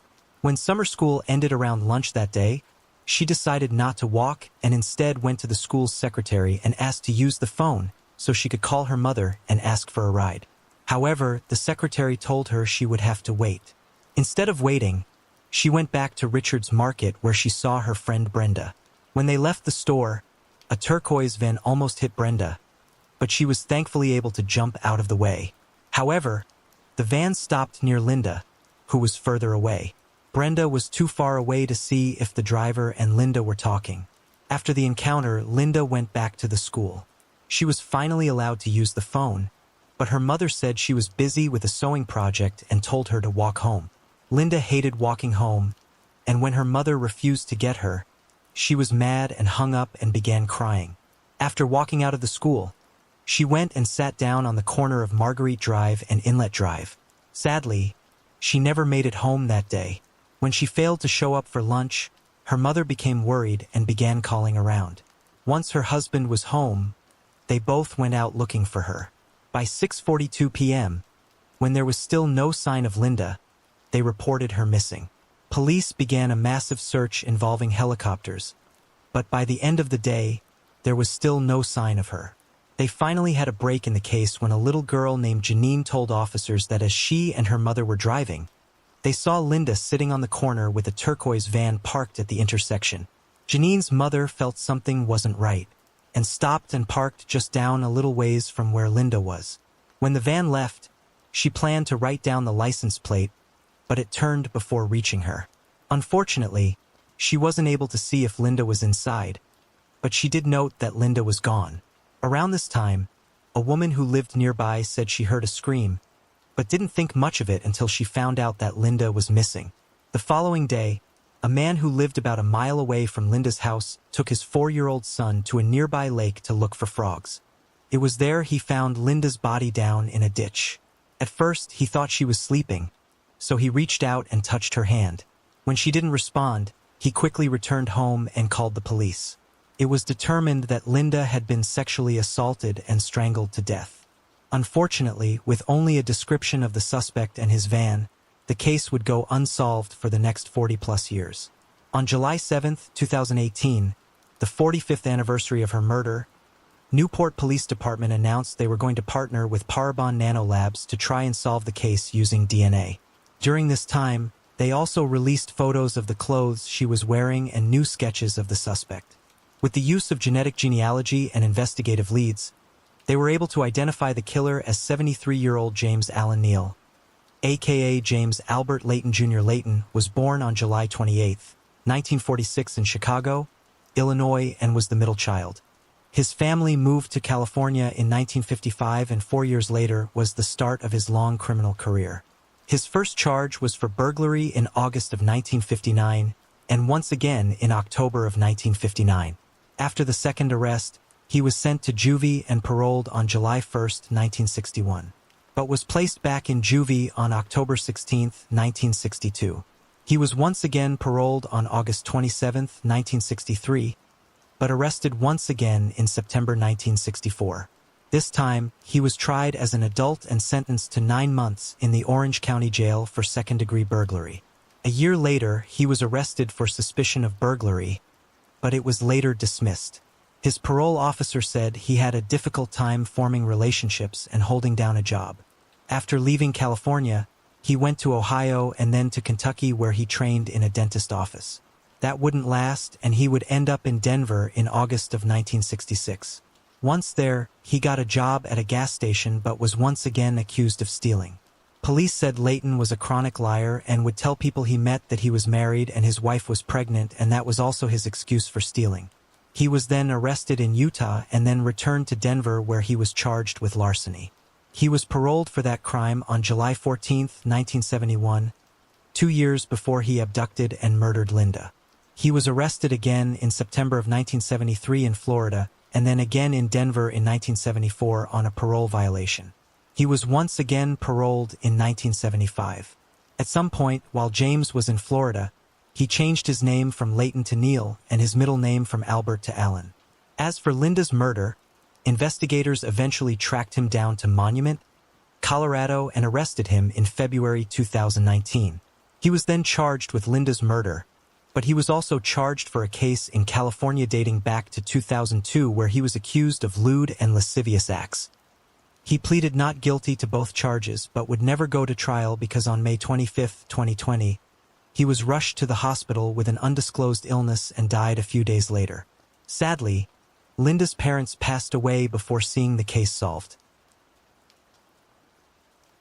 In 1991, 30-year-old Sherry Bridgewater was a mother of 2 living in an apartment in the 1000 block of Monroe Avenue in Las Vegas, Nevada. In May of 1991, a friend and a relative of Sherry's went by her apartment for a visit and shockingly found her body. Authorities were called and they determined she had been sexually assaulted and strangled to death. Unfortunately, with very little to go on, the case would go cold for decades. In 2013, advancements in technology allowed detectives to submit the sexual assault kit from the case for DNA examination. Through that examination, police were able to develop a suspect profile of the person believed to have killed Sherry. After submitting the profile to Cody's, Las Vegas Metro Police learned that Sherry's killer was also connected to a second unsolved murder in Westminster, Colorado. 20-year-old Terry Becker was last seen on December 4, 1975, while hitchhiking to see her boyfriend in Brighton, Colorado. Her family described her as a free spirit who enjoyed living life on the edge. 2 days later, 2 passing motorists discovered Terry's body in an agricultural field in the area of 100th Avenue and Lowell Boulevard in Westminster, about 10 miles north of Denver, along with her clothes and personal items. She had tragically been sexually assaulted and strangled to death before being left in a field. She was remembered as being able to hold a conversation with anyone and enjoying painting and listening to music. It was determined that the same person had killed both Sherry and Terry, but it would be another decade before they could figure out who it was. Investigators decided to submit the case to Parbon Nanolabs and then to Solves by DNA in Denver, Colorado in 2018 for forensic genealogy. 5 years later, the suspect was identified as career criminal Thomas Martin Elliott. Westminster police said it took so long because tracing Thomas's genetic DNA was a challenge, as his parents had divorced and he was adopted by his stepfather whose last name he used. Investigators were able to place Thomas in Colorado at the time of Terry's murder and in Las Vegas at the time of Sherry's murder. He was arrested in Colorado for a burglary charge around the time of Terry's murder. He was then taken to Carson City where he served his time. Shortly after he was released in 1981, he committed a sexual assault on a 13-year-old girl in Carson City and was once again arrested and remained in prison until he was paroled in 1991. After being released, he murdered Sherry. 6 months later, he took his own life. To be certain he was Sherry's killer, his body was exhumed in October 2023, and DNA was collected from tissue and bone samples. Those samples were then confirmed to be a match from both homicides, officially solving Terry's case after 48 years and Sherry's case after 32 years. Police later added that Thomas possibly met Sherry at an Alcoholics Anonymous meeting. Unfortunately, Sherry's parents died before Thomas was identified. However, police notified both of her adult sons and brought some long-awaited closure to her family. On September 9, 1985, the Jacksonville Sheriff's Office received a call about a body in the 1100 block of North Market Street in the Springfield neighborhood of Jacksonville. The victim was identified as 38-year-old Annie Mae Ernest, and the cause of death was ruled a homicide. The last person to see Annie alive was 39-year-old Robert Vance, who openly admitted to being with her on the night of the murder. He then agreed to come in for questioning and to take a polygraph, but failed to show up. When investigators went to his apartment, they found it empty and abandoned. At some point, they learned that Robert Vance was an alias and that his real name was Robert Richard Van Pelt. After Annie's murder, Pelt fled to Tampa and began using the name John Leroy Harris. Unfortunately, they were unable to track him down, and the case would go unsolved for the next 38 years. In July of 2023, a family member of Annie's contacted cold case detectives and requested an update on her case. This got the wheels turning in the case, and they were finally able to find out what happened to Pelt. Investigators said they used modern technology and databases to discover that after he fled to Tampa, he was accused of shooting a woman in 1988. The victim thankfully survived, but before he could be brought to justice, he took his own life. They then used fingerprint analysis to determine that Robert Vance, John Leroy Harris, and Robert Richard Van Pelt were all the same person.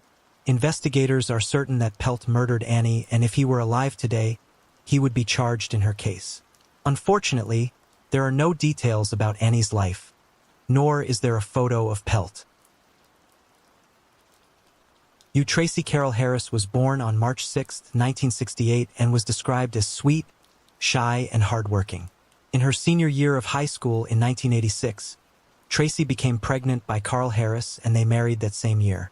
At the age of 22, she and her young daughter Carolyn lived in Ozark, Alabama. By this point, she and Carl had divorced, but they continued to share the home. Tracy waitressed at a local restaurant and Carl worked at a nearby supermarket. On March 7, 1990, Carl dropped Tracy off at their house and headed to work. After this, she was never seen again and was reported missing shortly after. A week later, her body was found in the Choctawhatchee River, a few miles from her home. This area was a place where Tracy and her friends were known to frequent. The autopsy revealed that Tracy had drowned, but they also noted marks around her neck, likely indicating that she had been strangled to death. Once this crucial detail came to light, her death was ruled a homicide. Ozark police immediately suspected her ex-husband, Carl. About 14 different people came forward and said they had witnessed domestic violence between Tracy and Carl. However, Carl denied ever laying his hands on Tracy. At the time, Carl allegedly had a 17-year-old girlfriend who claimed that he said he couldn't marry her because if he left Tracy, he would have to pay child support. Despite Carl being a strong suspect, no arrest was made and the case went cold. After her death, Tracy's mother adopted Carolyn. Soon after, they left Ozark and moved to Texas, hoping to start over. Carolyn grew up being told by everyone how much her father had abused her mother and that he was likely responsible for her death. When she was 21, she finally decided to get in touch with Carl. The two met, but they never spoke about Tracy. She felt he would never tell her the truth, so she chose not to ask him any questions. When her grandmother died in 2015, Carolyn returned to Ozark for the funeral. Since she was back in town, she began asking people what they knew about Tracy and the investigation. She even spoke with the sheriff, who put her in touch with the Ozark Police Department. Around this same time, the cold case unit reopened the investigation, and all these years later, the number one suspect had not changed. The following year, on September 13, 2016, Carl was arrested for her murder despite no concrete evidence linking him to her death, and the trial date was set for January 2020. Within a week of the trial, the lead detective began going through old witness reports and came across a statement from 1990 that had not been followed up on. Tracy's close friend, Dawn Beasley, who had lived with the couple at one point, gave investigators details early on in the investigation about the abuse she had witnessed. Dawn said she got a first-hand glimpse into Tracy's family life and said what she witnessed was very disturbing. Dawn said she and her fiancé moved out because of Carl's violent temper and the constant fighting. Strangely, after tracking Dawn down, she refused to testify against Carl. She no longer wanted to cooperate or have anything to do with the case. However, after being subpoenaed, she finally told a secret that she had held for all these years. She knew who the killer was, and in a shocking twist, it wasn't Carl. Dawn said that on the night of March 7, 1990, When Tracy went missing, her fiancé, Jeff, had come home and woke up Tracy in the middle of the night. He said that he had gone to Carl's to talk to him, but he wasn't there, so he spoke to Tracy instead. He said he tried to talk her into leaving Carl, but she became angry.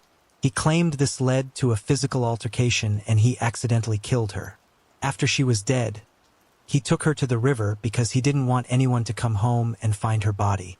Dawn says she told Jeff they needed to go to the police, but he insisted they keep quiet. She says she was torn between getting her friend justice or keeping quiet, but even after the divorce, she remained silent. Dawn said she was honest when police questioned her after Tracy's body was found and described seeing Carl grab Tracy by the throat and threaten to kill her.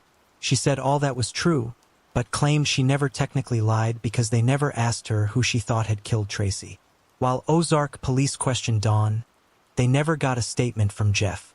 Even after Jeff was arrested again in 1991 for burglary and spent 5 years in prison, Dawn kept the secret, wanting her family life to be normal when he got out. Dawn says that eventually Jeff became abusive and after 13 years of marriage and 4 children together, they divorced. And as time went on, she thought of how to tell authorities, but could never get the courage until she was forced to do so. Jeff Beasley was never on investigators' radar, but they did remember something from that trip to the river where Tracy's body was found. While looking under the bridge, they saw the name Beasley Spray painted in large letters. Carl's trial was then put on hold just days before it was set to begin. Police then tracked Jeff down, who was still living in Ozark, working as a trucker, and brought him in for questioning. It took a 4-hour interrogation to finally break Jeff and have him confess to Tracy's murder. He claimed that he and Tracy were having an affair and went down to the river where they were wading in the water. She said she was leaving Carl and wanted him to leave Dawn. When he refused, she threatened to tell Dawn. However, this didn't make any sense to investigators because those who knew Tracy said she was terrified of the water, and even when they all hung out at the river, she never got in. Also, those closest to her said they don't believe Tracy would have ever had an affair. Carl had unfortunately spent the last 3 years behind bars awaiting trial. After Jeff's confession, prosecutors immediately dropped the charges against him and he was released from prison. He then sued the city of Ozark for $6 million in damages.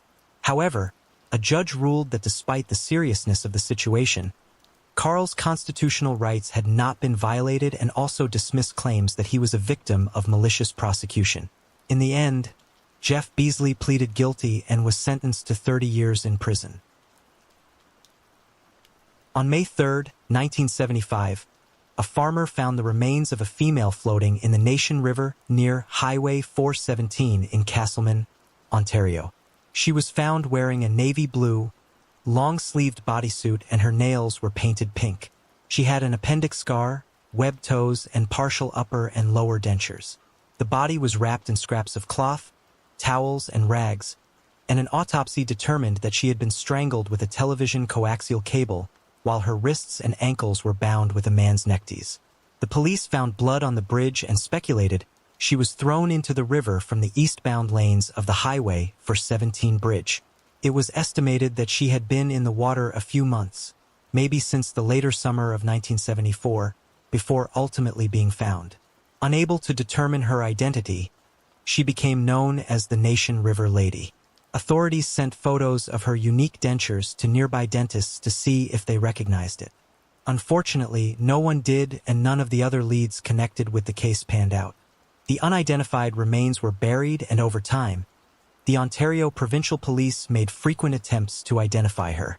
By the late 2010s, investigators in Canada had begun to hear of the success of genetic genealogy in the US, so they sent the Jane Doe's DNA off for testing. In 2017, a new 3D reconstruction of the victim's face was created, and in 2019, her remains were exhumed to obtain a better DNA profile for analysis. Finally, in 2020, 48 years after her body was discovered, the DNA Doe Project was able to use genetic genealogy to identify her as Jewel Langford. She was born Jewel Parchman on March 30th, 1927, and was a native of Jackson, Tennessee. She came from a family of 7 and grew up on a farm. Jewel, who went by the nickname Lala, would later marry Atlas Langford. Together, They opened an exercise and weight loss facility called the Imperial Health Spa. The two eventually divorced, but continued to run the business together. Jewel was also the chair and president of the Jackson chapter of the American Businesswomen's Association, and in 1971 was voted Woman of the Year by her colleagues. In 1975, Jewel decided to take a trip to Montreal, Canada, but would never return. When Atlas learned of her disappearance, he rallied with her family in Tennessee to search for her after reporting her missing. Sadly, they found no trace of Jewel and her case slowly went cold. Several years after her disappearance, she was declared legally dead and her family placed a headstone for her in a garden in Tennessee that read, "Missing but not forgotten." The story doesn't end here because, shockingly, after all this time, investigators had a prime suspect in her case, 81-year-old Rodney Nichols. Rodney was a former resident of Montreal and is said to have known Jewel at the time of her death, although their exact relationship is unclear. Rodney was a well-known rugby player among fans of the sport in Montreal, mainly among the English-speaking community in the city's western portion. At the time of his arrest, Rodney was living in Hollywood, Florida, and is now awaiting extradition back to Canada to face murder charges. This became Canada's first case where forensic genealogy was used to identify human remains. Lubica Topics was born on April 7, 1965, and as an infant, her family moved from Yugoslavia to Droward Road in Windsor, Ontario, Canada, which borders Detroit, Michigan. On the evening of Friday, May 14, 1971, 6-year-old Lubica and her 8-year-old brother Michael were playing with several other kids in a parking lot behind their home when a man came from the restaurant across the street and approached the kids. He then offered Lubica $8 to do a job for him, which was a lot of money in 1971, especially for a child. The man also gave her big brother a dime to go ride his bike in the other direction. He last saw his sister between 8:30 and 9 p.m. walking hand in hand with the stranger. Michael went straight home to tell his mother what happened. She hurried to the abandoned lot, but Lubica and the man were long gone. So she flagged down a police officer to tell him that her daughter had been kidnapped. Soon, over 150 volunteers and police were on the streets looking for her. Tragically, a few hours later, at around 1 a.m. the next morning, an officer scanning yards with a flashlight found her deceased body behind a home at 1690 Hickory Road. The killer had left Lubica's battered body near a garage near the back alley gate. Her teeth were smashed. Her leg was broken. She had been sexually assaulted. Other DNA evidence was also collected at this time, which was unheard of and very forward-thinking of the forensic team at the time. Her brother, Michael, described the man as appearing to be in his teens or early 20s with a thin face, slender build, blonde hair, standing nearly 6 feet tall. Unfortunately, Lubica's case would go unsolved for the next 48 years. The case was reopened 6 times since the 1970s with hundreds of leads from across North America, but they never led to a suspect. In 2015, DNA from the crime scene was entered into Cody's, but there were no matches. In 2016, Parabon Nanolabs conducted phenotyping to create composite images of the suspect using the DNA evidence recovered from the crime scene. A genetic genealogist then got to work narrowing down the list of potential suspects. Finally, in December 2019, the Windsor police announced they had identified Lubica's killer but wouldn't release his name. Windsor police said deceased individuals had privacy rights for 30 years after death, and releasing the name would be an unjustified invasion of privacy. Because he was dead and no longer posed a threat to public safety, which is apparently a common practice in Canada. Afterward, the Windsor Star would fight for a freedom of information battle that would drag on for over 3 years to release the suspect's name to the public. Thankfully, a new police chief would overturn that decision and release his name in February 2023 as Frank Arthur Hall, who was 70 years old when he died and was 22 at the time of the murder. Lubica may not have been his only victim, and they hope that releasing the name might help solve other unsolved crimes. At the time of Lubica's murder, Frank lived on the same street as them but was not known to the family. He then moved and ultimately settled in Western Canada. He was a career criminal and after Lubica's murder, was arrested for DUI and theft. Before that, He was arrested for theft multiple times and had escaped custody twice. In 1980, he moved him and his 18-year-old girlfriend to Edmonton. Some web sleuthers speculate that he may have also been responsible for the disappearance of Tanya Merrill in January of 1983 from Grubner Elementary School in Edmonton, Alberta, Canada. She was also 6 years old when she went missing, the same as Libitsa. Interestingly, Frank's kids went to the same school as Tanya. Age of 30, Desiree Thompson was a mother of 4 living in California City, California with her husband Edward Gibson. On January 7, 2012, Desiree called her mother Sherry Smith and told her that Edward had kicked in their door and threatened her with a gun. She explained that she was able to barricade herself inside and call the police, and Edward fled. Her mother arrived at the home, and after talking to Desiree decided to leave and spend a couple of hours with some friends. Around 8:30 p.m., Desiree called her mother from a friend's home and told her she was leaving for her apartment and would call her when she arrived. Her mother had no way of knowing this would be the last time she would ever talk to her daughter again. After leaving her friend's home, she stopped by a local market and was never seen again.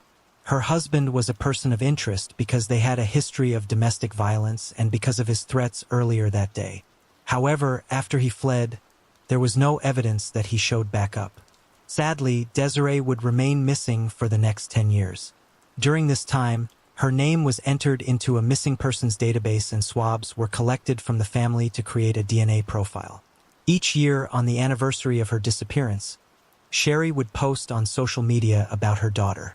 She continued to contact news media, ensuring Desiree's name was never forgotten. Eventually, this sparked a memory from what would become a key witness in the case. On the 10th anniversary of her daughter's disappearance, Sherry shared another post asking for information. A man told police he burst into tears and became overwhelmed with guilt when he read the post asking for information on Desiree's disappearance. He was pretty sure he knew what had happened to her and decided he could no longer remain silent. The man and his father came forward and said that Jose Lara was a man they had met through church. On weekends, they would all get together and play soccer or pool and have a few drinks. During one of those get-togethers, a visibly drunk Jose shared a disturbing story. Jose said that years ago, he attended a Diablo party in California City where everyone wore black. Some had costumes with horns and sported mohawk haircuts. Interestingly, the description of Desiree was similar to Jose's description of the woman in his story. He said that he went to the party on the night of January 7th, 2012, but was asked to leave after being pushed around by a couple of individuals. He said he was angry and went home, but got back in his pickup truck and returned seeking revenge. At this point, Jose said he didn't care who it was, but he was going to take his anger out on someone. So he pulled up next to a woman who turned out to be Desiree, walking on the side of the road, and convinced her to come home with him. After arriving, he told her to grab a beer from his refrigerator. He then slammed her head against the fridge before stabbing her to death and desecrating her remains. Jose even told them where he buried the body. After hearing the story, the guy and his father went to the police with the information. Authorities then got a search warrant and went to Jose's prior home in the 20,300 block of 86th Street in California City. After digging up the spot where Jose claimed to bury the body, they found Desiree's burned remains and subsequently arrested him for her murder. In May 2023, Jose Lara was convicted and sentenced to 25 years in prison. During 6 months in 1990, 4 women went missing in St. Louis, Missouri, who had ties to a section of Cherokee Street dubbed the Stroll, known for prostitution. A serial murderer known as the Package Killer began abducting sex workers in South City, killing them and leaving their bodies in containers for authorities to find. On March 26, 1990, 18-year-old Robin Mahan's body was found stuffed between 2 mattresses. Investigators believe she had been murdered about 4 days before she was found along Highway 61 and Highway East in Silex, Missouri. She had been strangled and her hands were bound. Sadly, she had just given birth to her second child 2 weeks before her murder. Donna Reitmeyer had her first child when she was 15 years old and married the child's father, a 17-year-old man she met at Roosevelt High School. 2 years into that marriage, Donna left and started a new family, giving birth to her second child and marrying that baby's father as well. Donna would eventually end up in jail for drugs, and once released, she became a sex worker to feed her drug addiction. 2 weeks after Robin Mahan's murder on June 11, 1990, 40-year-old Donna Reitmeyer's nude body was found inside a rubber trash can on the sidewalk along Gasconage Street near South Broadway. Unfortunately, her body was too badly decomposed to determine a cause of death. On February 17, 1991, skeletal remains were found in a dresser on the shoulder of Interstate 70 in O'Fallon, Missouri, and were identified as belonging to 21-year-old Sandy Little.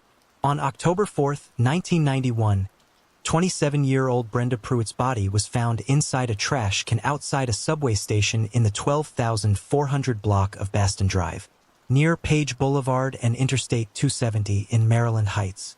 She had been smothered or strangled. Her family reported her missing on May 9, 1990. The 4 murders became known as the package murders, and they went unsolved for the next 3 decades. In March 2022, St. Charles County Police Lab was able to obtain DNA from a condom that was found with one of the bodies. After uploading the DNA to Cody's, it matched to a man named Gary Randall Muehlberg, who was already serving life in prison for murder. After being interviewed, he confessed to the murders, including a Jane Doe whose identity remains unknown. Muehlberg claimed that he had picked up the Jane Doe in his car in South St. Louis sometime in 1990 or 1991. He could not recall the order in which he had killed his victims, but remembered that he had kept this particular victim's remains in his basement for the longest period. He originally used an oversized cardboard box for storage, but due to decomposition, he switched to using steel barrels. He then claimed that he dumped the barrel near a self-service car wash just outside Berkeley, Missouri. However, no police report or documentation has ever been found about a body being discovered at a car wash in that area.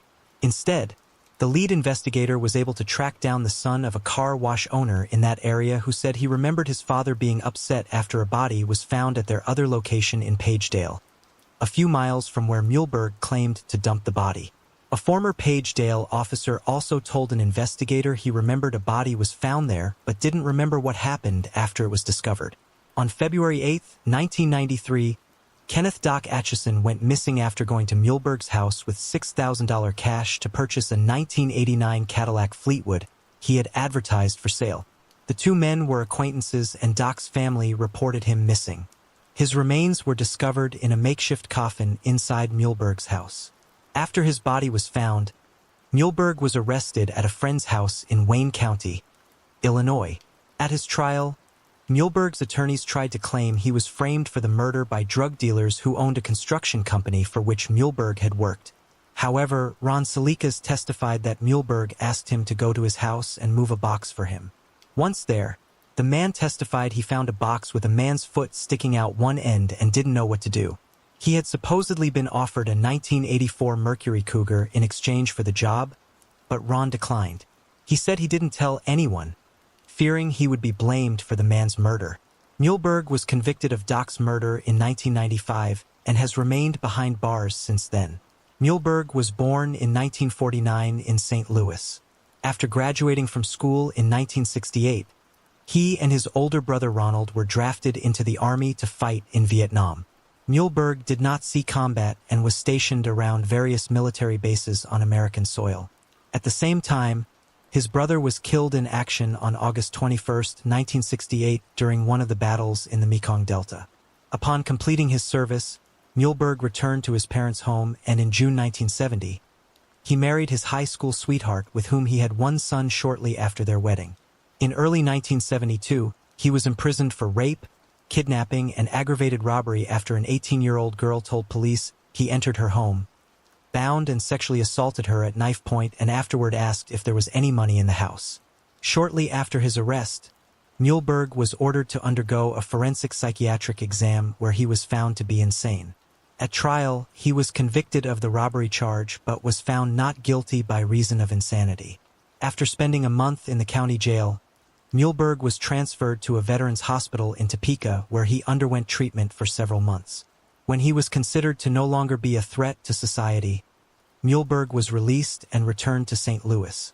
Later that month, he was arrested again for assaulting a 14-year-old girl. The victim told police that he had knocked on the door of her house asking to use the telephone. After getting inside, he threatened her with a knife, found and gagged her and locked her in the bathroom. He then attempted to search the house for valuables, but was forced to flee after a car pulled up to the house. After the girl was rescued, she reported the incident to the police and later identified him as her assailant from a series of photographs resulting in his arrest. This time, he was found sane and was sentenced to 5 years in prison. While in prison, his wife divorced him and he lost all contact with her and his son. After being paroled in 1977, Muehlberg enrolled at the Central Methodist College, where he studied psychology. After graduating, he attended graduate school at the University of Central Missouri, and in 1980, he married for the second time and had 2 additional children. During this period, he worked as a teacher for the Hubert Wheeler School, but soon lost interest and quit. In the following years, Muehlberg experienced employment problems and financial hardship, resorting to doing low-skilled labor and repairing houses across St. Louis. He also worked as a repairman for the Moulash Rhine Center, maintaining ground structures. His relationship with his second wife deteriorated rapidly, and they divorced in 1986, and similarly to his first wife, Muehlberg lost contact with her and took no part in raising his children. In the late 1980s, he gave up on legal ways of making money and started dealing drugs. He built a fake wall in the basement of his house with bricks, behind which he set up a cache where he stored dozens of kilos of marijuana. He spent most of his free time at one of the fast food restaurants near his home where he soon made many acquaintances. During this time, Muehlberg started frequently using the services of prostitutes, which he invited to his house. He was known as a manipulator and a liar and was generally disliked by the local community. The Bell Ridge house where Muehlberg told police he killed all of his victims has since been demolished. Janet Hackey said she remembered neighbors complaining of a smell coming from Muehlberg's house not long after Doc disappeared. She said that Muehlberg was not well liked in the neighborhood when he lived there, and neighbors said he thought he was better than everybody else. His basement had a concrete room down there without windows or air. As of July 2023, Muehlberg remains incarcerated at the Potosi Correctional Center in Potosi, Missouri.